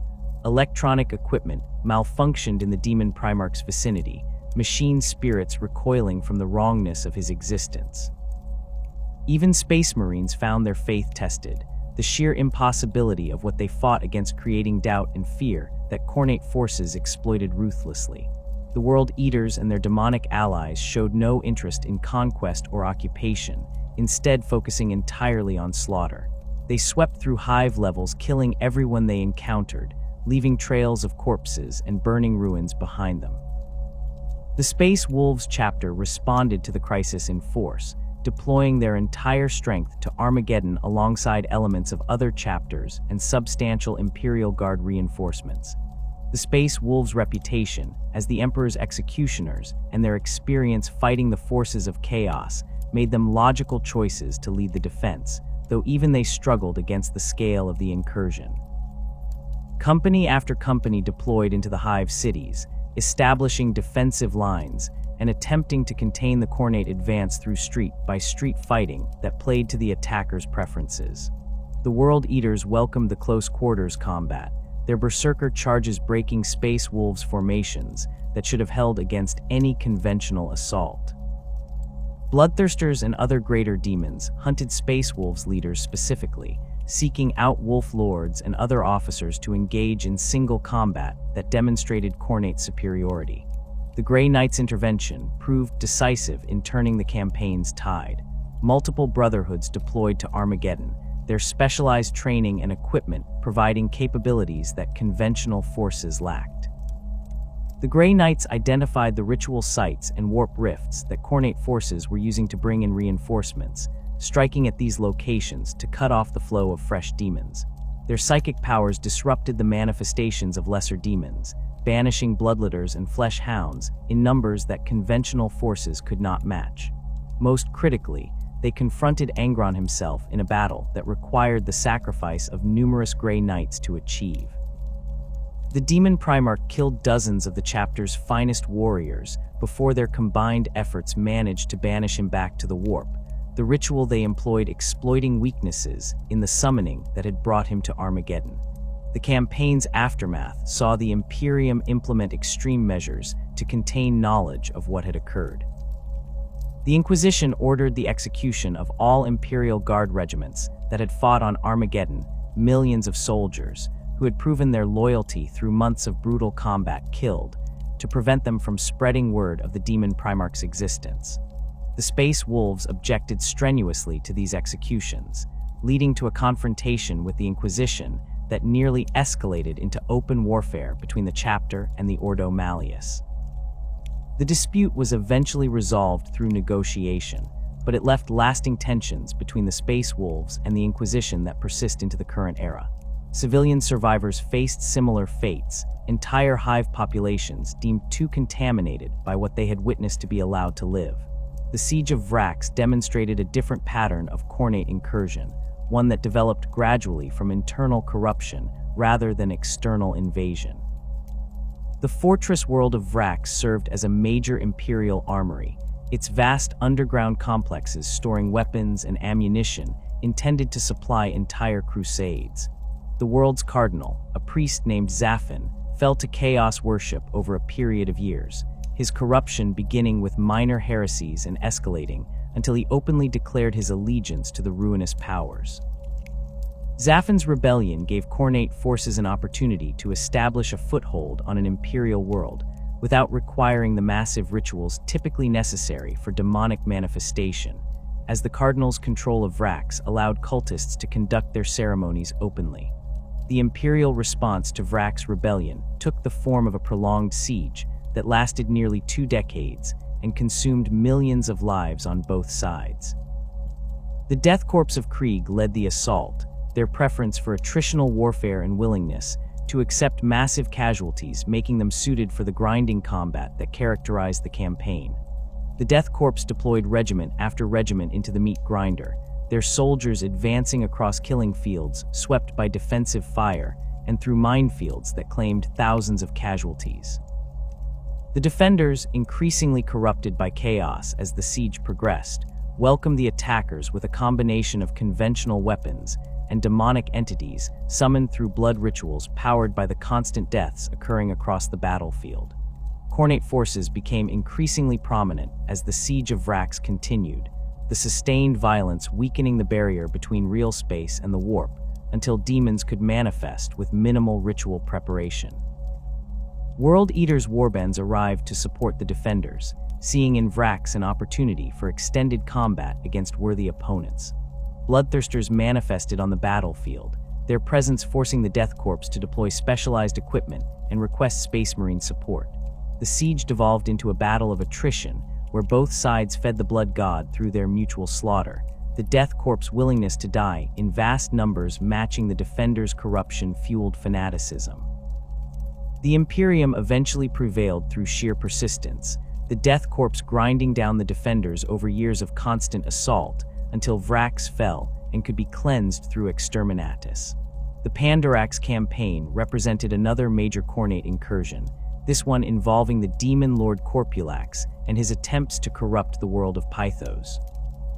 The campaign demonstrated how Khornate forces can cooperate with servants of other chaos gods when strategic circumstances make such alliances beneficial, as Corpulax worked alongside Nurglite forces despite the philosophical differences between their patrons. The fighting on Pythos lasted for months, Imperial forces struggling to contain a demonic incursion that threatened to consume the entire system. The Grey Knights again played a crucial role in the eventual Imperial victory, their intervention breaking the back of the demonic assault and allowing conventional forces to mop up surviving cultists and traitor space marines. The devastation of Baal in the closing years of the 41st millennium saw Ka'Bandha return to torment the Blood Angels and their successor chapters once again. The Bloodthirster manifested during the final stages of Hive Fleet Leviathan's assault on the Blood Angels' homeworld, leading a demonic incursion that struck at the chapter in its moment of greatest weakness. The Blood Angels had been reduced to a fraction of their normal strength by the Tyranid assault, their fortress monastery breached, and their gene seed stocks threatened. Ka'Bandha's arrival created a three-way battle between the Blood Angels, the Tyranids, and the Khornate demons, each faction fighting the others with desperate intensity. The campaign only ended when Roboute Guilliman arrived with reinforcements, the returned Primarch's Indomitus crusade reaching Baal in time to drive back both the Tyranids and the demons. The opening of the Great Rift fundamentally altered the strategic situation regarding Khornate manifestations and invasions. The massive tier in reality that now divides the galaxy created conditions that favor demonic incursion throughout the Imperium Nihilus, the region cut off from Terra by the Rift's presence. Worlds that previously enjoyed relative safety from chaos corruption now find themselves vulnerable to demonic manifestation, the weakened barrier between dimensions allowing Khornate forces to appear with minimal preparation. The Dominion of Fire campaigns prosecuted by Angron and his World Eaters in the wake of the Great Rift's opening demonstrate the increased threat that Khornate forces represent in this new era. These campaigns follow a pattern of rapid strikes against multiple targets rather than sustained sieges of individual worlds. Angron manifests on a planet, leads his forces in a brief but devastating assault that slaughters the defenders and reduces cities to ruins, then withdraws before Imperial reinforcements can arrive in sufficient strength to confront a demon Primarch. The World Eaters move from target to target, accumulating skulls and leaving trails of devastated worlds behind them. The pattern proves difficult for the Imperium to counter effectively, as the forces required to confront Angron take time to assemble and deploy, time that the Raiders exploit by moving to new targets. The campaigns generate the sustained violence that Khorne requires while avoiding the kind of prolonged engagements that might give the Imperium opportunities to bring its full strength to bear. The increased frequency of Khornate manifestations throughout the Imperium Nihilus has forced local Imperial commanders to develop new strategies for dealing with demonic incursions without the support they could previously request from Terra. Space Marine chapters operating in the region maintain higher alert states, ready to respond to demonic manifestations on short notice. Planetary governors stockpile blessed ammunition and other specialized equipment for combating demons, resources that were previously available only to elite forces. The Inquisition has expanded its presence throughout the Imperium Nihilus, deploying additional agents to monitor for signs of chaos corruption and coordinate responses to incursions before they can grow beyond local forces' ability to contain. The era following the Great Rift's opening has seen Khornate forces achieve levels of success unprecedented since the Horus Heresy. Entire sectors have fallen to prolonged campaigns that combine demonic manifestations with traitor space marine assaults and cultist uprisings. The weakened state of Imperial defenses throughout the Imperium Nihilus, combined with the increased ease of demonic manifestation, creates conditions that favor Khornate aggression. World Eaters' warbands that previously operated as isolated raiders now coordinate their efforts on scales not seen since their legion's fragmentation, drawn together by the opportunities that the current crisis presents. The Blood God's power grows with every world that falls, every Imperial defender slain, every skull added to the endless mountains that surround his throne. The Grey Knights stand as the Imperium's most specialized and effective weapon against demonic incursions, a chapter created specifically to combat threats from the warp that conventional forces cannot adequately address. Their founding occurred during the aftermath of the Horus Heresy, when the Emperor in Malkador, the Sigillite, recognized the need for warriors who could fight demons on equal terms. The chapter's gene seed derives from the Emperor himself, making them uniquely resistant to chaos corruption. Every Grey Knight is a psyker, their psychic abilities carefully trained and channeled through decades of preparation before they ever see combat. This combination of genetic purity, psychic power, and specialized training creates warriors who can face greater demons and survive encounters that would destroy entire companies of normal space marines. The Grey Knights' training against Khornate threats begins during their recruitment and continues throughout their service. Neophytes learn to recognize the signs of Khornate corruption, to identify the rituals and symbols that cultists use to summon bloodletters and other demons. They study the behavioral patterns of World Eaters and other Khornate warbands, learning to predict their tactics and exploit their weaknesses. Most importantly, they train to resist the psychological effects that Khornate demons project. A bloodthirster's roar can break the morale of veteran Imperial Guard regiments, but Grey Knights learn to stand firm through meditation techniques and faith-reinforced mental discipline. They practice maintaining formation and executing complex maneuvers while under psychic assault, preparing for the reality of combat where demons will attempt to break their cohesion through supernatural terror. The chapter maintains extensive records of previous encounters with Khornate forces, documenting tactics that proved effective and mistakes that led to casualties. These records span 10,000 years, containing accounts of battles against every major Khornate champion and detailed analyses of demon behavior patterns. Young Grey Knights study these texts as part of their education, learning from the experiences of brothers who fought and died facing the Blood God's servants. The records emphasize that Khornate demons, despite their apparent simplicity compared to the servants of other chaos gods, follow consistent patterns that trained observers can recognize and counter.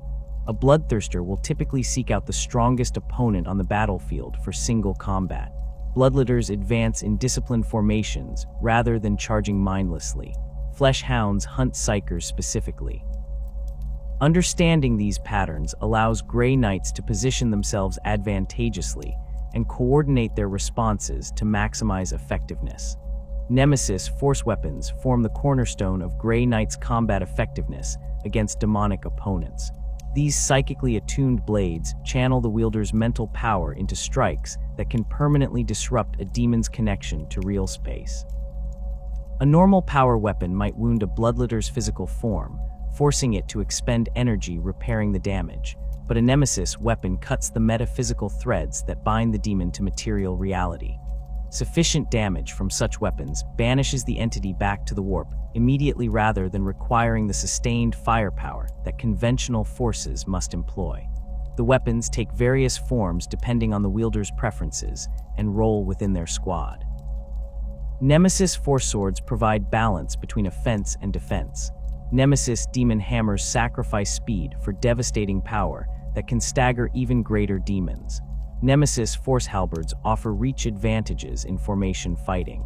The chapter's librarians wield particularly potent versions of these weapons, their enhanced psychic abilities allowing them to channel more power through the blades. A Grey Knight's librarian engaging a bloodthirster represents one of the few situations where a single space marine might defeat a greater demon in direct combat.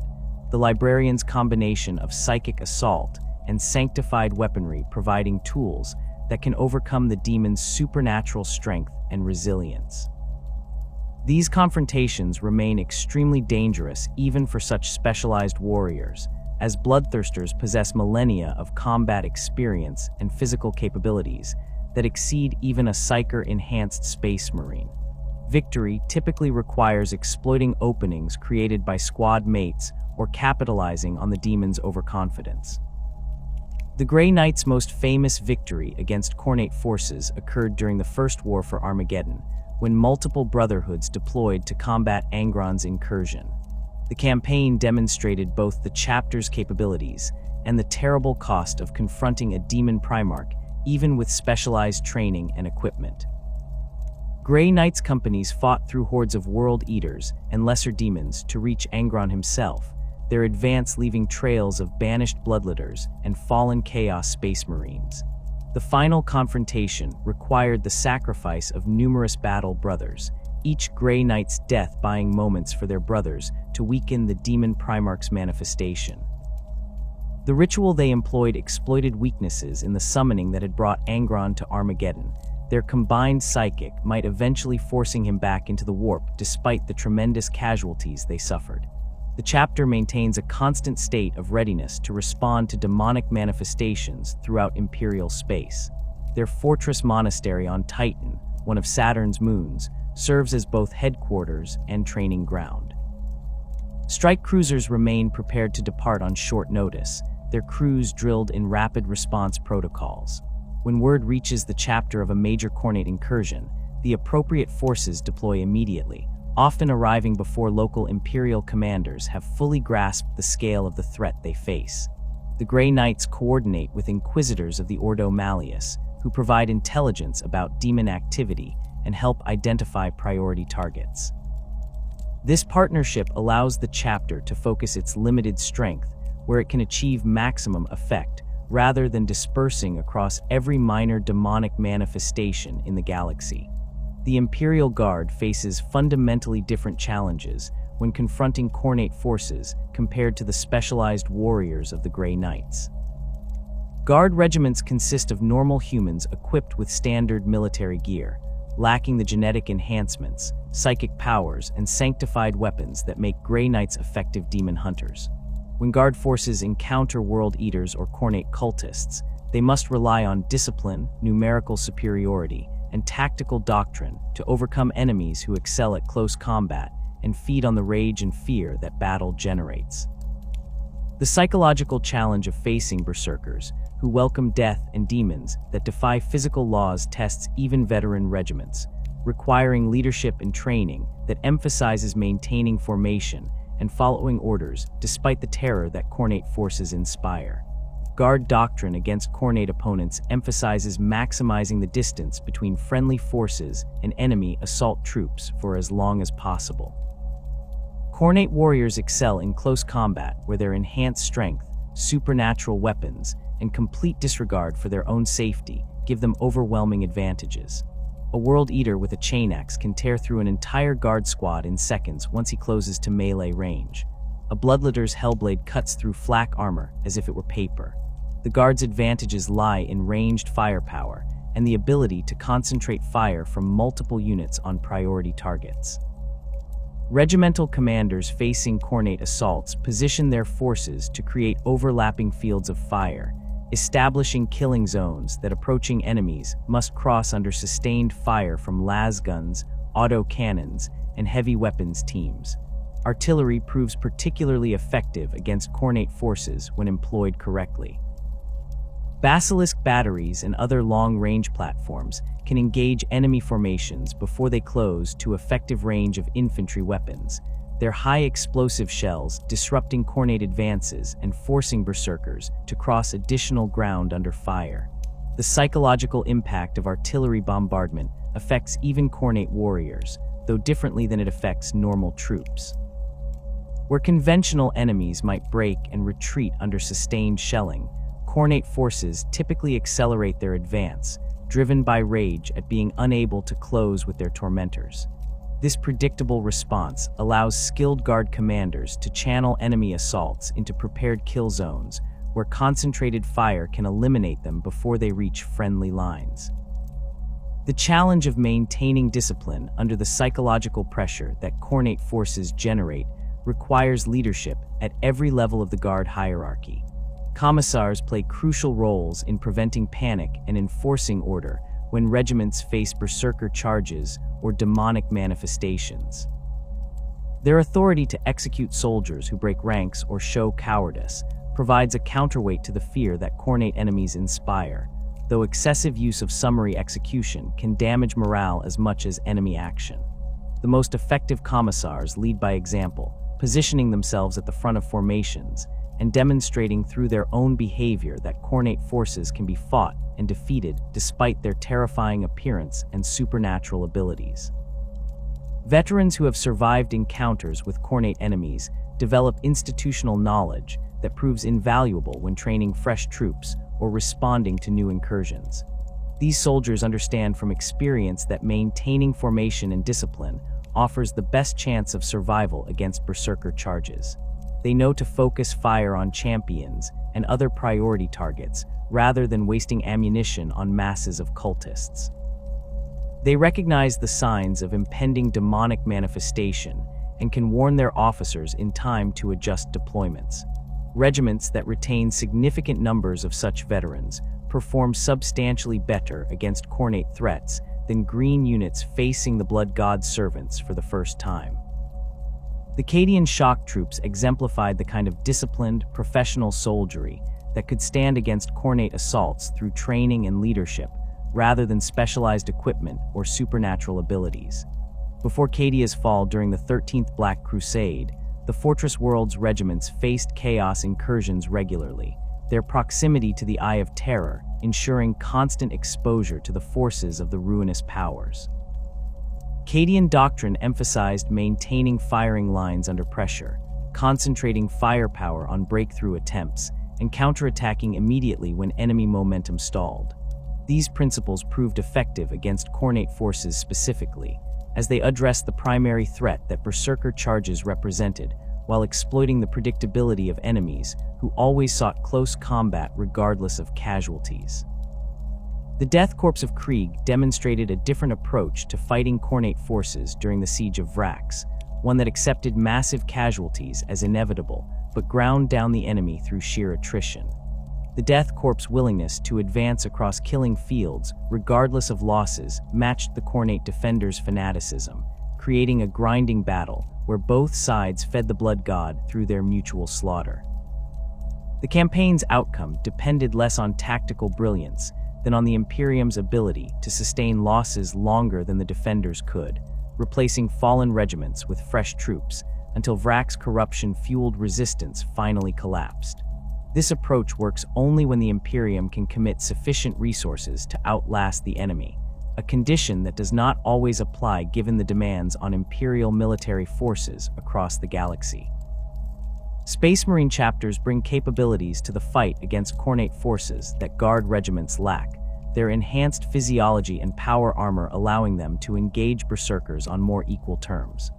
A Space Marine can survive wounds that would kill a Guardsman instantly, can match Khornate cultists in close combat through superior training and equipment, and possesses the psychological conditioning to resist fear and maintain effectiveness even when facing demons. However, chapters must still approach combat with Khornate enemies carefully, as overconfidence or poor tactical decisions can result in casualties that chapters struggle to replace given their limited recruitment capacity. The Space Wolves maintain a particular rivalry with the World Eaters that dates back to the Horus Heresy, when both legions fought on opposite sides of the Civil War. The two forces have clashed repeatedly throughout the 10,000 years since the heresy, their encounters characterized by vicious close-quarters combat that plays to both sides' preferences. Space Wolves favor aggressive assault tactics built around their cultural traditions and gene seed characteristics, making them natural opponents for World Eaters who seek exactly that kind of direct confrontation. The rivalry remains personal in ways that conflicts with other Chaos Warbands rarely achieve, with individual Space Wolves seeking revenge for fallen pack mates and World Eaters remembering specific enemies from previous encounters. The First War for Armageddon demonstrated the Space Wolves' capabilities against major Khornate incursions when the chapter deployed its full strength to combat Angron's forces. Wolfguard Terminators led assaults into the thickest fighting, their tactical dreadnought armor providing protection that allowed them to engage World Eaters in close combat without being immediately overwhelmed. Blood Claws channeled their natural aggression into controlled charges that broke Khornate formations, their youth and enthusiasm tempered by the leadership of veteran Wolfguard. Longfangs provided fire support from defensive positions, their heavy weapons thinning enemy ranks before they could close to melee range. The chapter's combined arms approach, mixing assault elements with fire support and maintaining tactical flexibility, proved effective against an enemy that excelled in single-dimensional berserker charges. The Blood Angels and their successor chapters face unique challenges when confronting Khornate forces due to their gene seed flaws. The Red Thirst and Black Rage that afflict Sanguinius's sons create vulnerabilities that Khornate corruption can exploit, as warriors who struggle with their own violent impulses prove more susceptible to the Blood God's influence. The Black Rage specifically drives affected Marines into states of berserker, fury similar to what Khornate warriors experience, creating situations where Blood Angels might inadvertently serve the Blood God even while fighting his followers. The chapter maintains strict protocols for identifying and containing brothers who show signs of succumbing to these curses, but the line between righteous fury and Khornate corruption remains uncomfortably thin. Ka'Bandha has repeated manifestations to torment the Blood Angels demonstrate how Khornate forces specifically target chapters, whose gene seed flaws create exploitable weaknesses.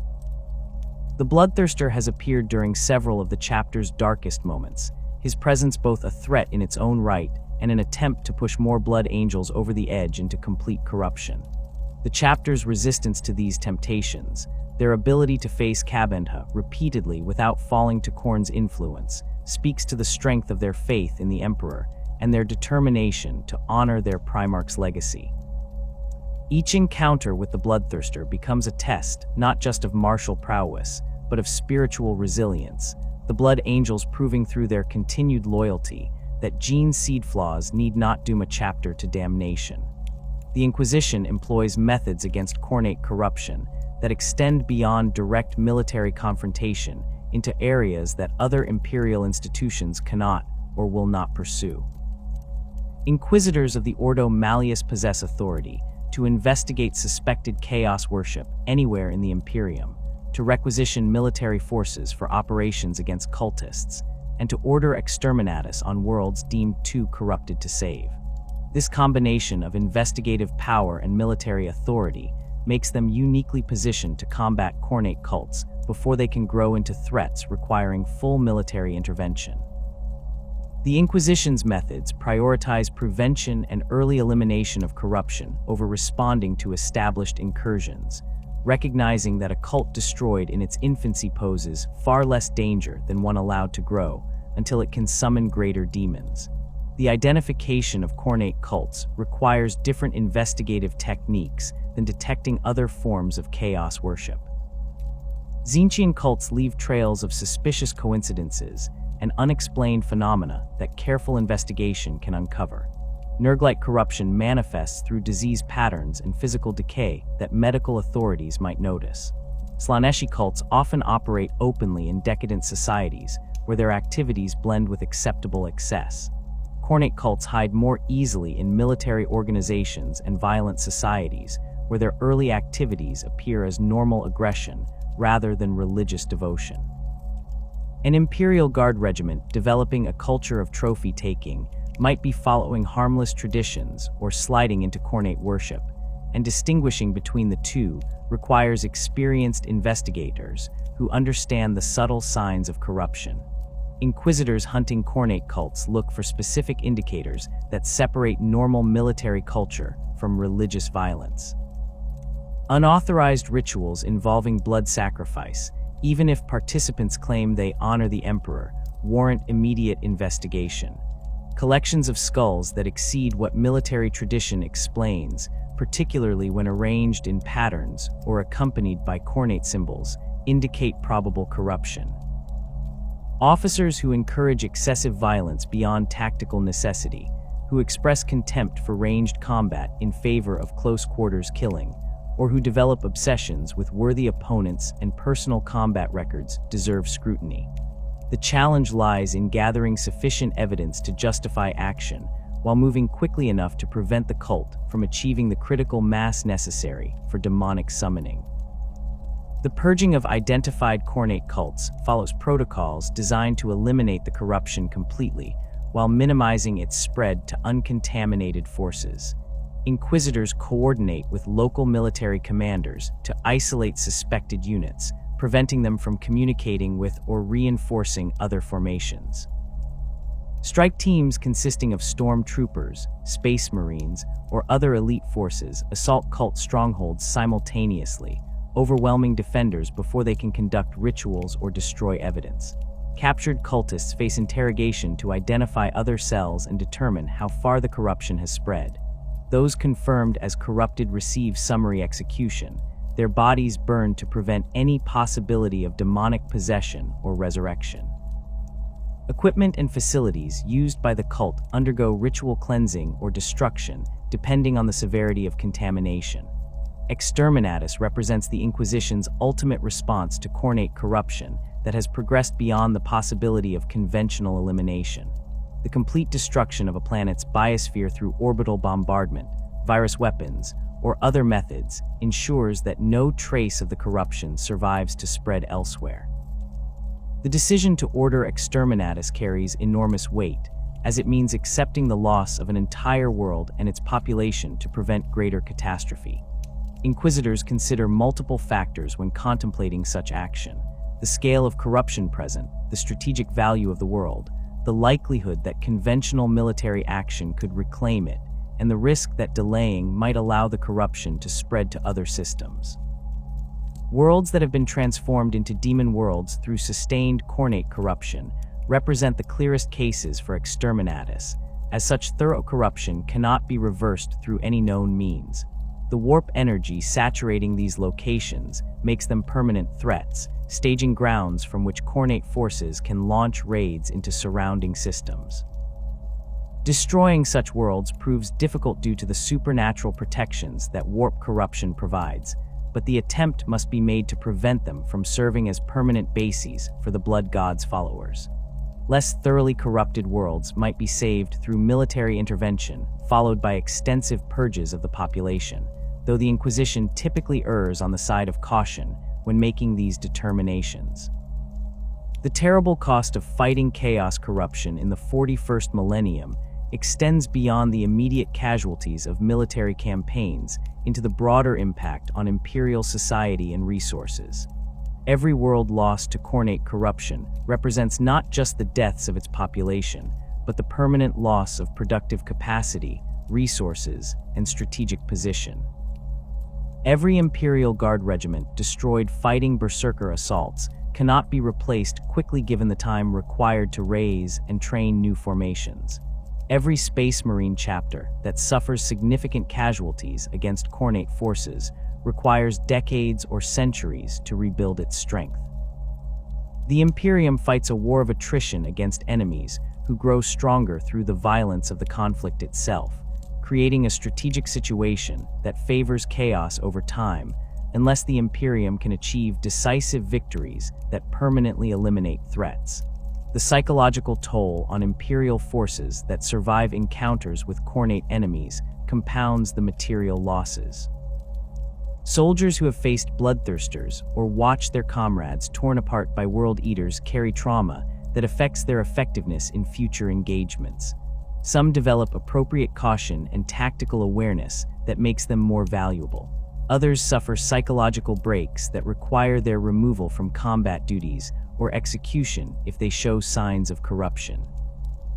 The Imperium's brutal approach to mental health, viewing psychological trauma as weakness to be purged rather than injury to be treated, wastes experienced soldiers who might have continued serving if offered proper support.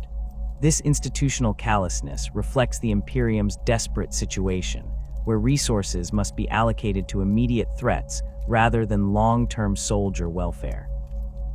The opening of the Great Rift fundamentally altered the strategic calculus regarding Khornate threats throughout the Imperium.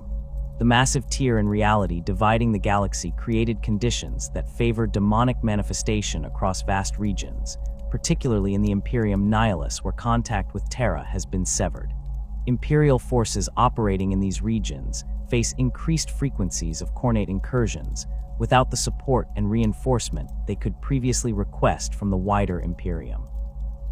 Local commanders must develop self-sufficient strategies for combating chaos corruption, as help may not arrive in time to affect the outcome of individual campaigns. This isolation forces innovation and adaptation, with some regions developing effective responses while others fall to sustained Khornate pressure. The Indomitus Crusade launched by Roboute Guilliman, following his resurrection, represents the Imperium's most significant organized response to the increased chaos threat in the era following the Great Rift's opening.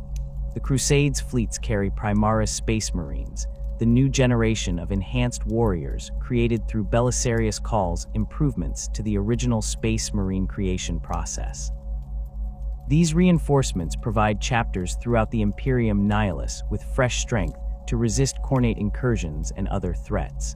However, the scale of the challenge exceeds what even a Primarch-led crusade can fully address, as Khornate forces strike across thousands of worlds simultaneously, while the crusade can only deploy to limited numbers of systems at once. The Imperium's resistance to Khorne ultimately depends on the same qualities that have allowed humanity to survive 10,000 years of constant warfare: discipline, faith, and the willingness to accept horrific casualties in pursuit of victory. These characteristics provide no guarantee of success against enemies who grow stronger through violence and who view death as victory rather than defeat. The blood god cares not from whence the blood flows, and every battle fought against his servants feeds him regardless of the outcome. Yet the Imperium fights on because the alternative is extinction, because surrender to chaos means the end of humanity as a species, because faith in the Emperor demands resistance even when victory seems impossible. The war against Khorne will continue as long as humans wage war, as long as blood spills and skulls are claimed, an eternal struggle that defines the grim darkness of the far future where there is only war.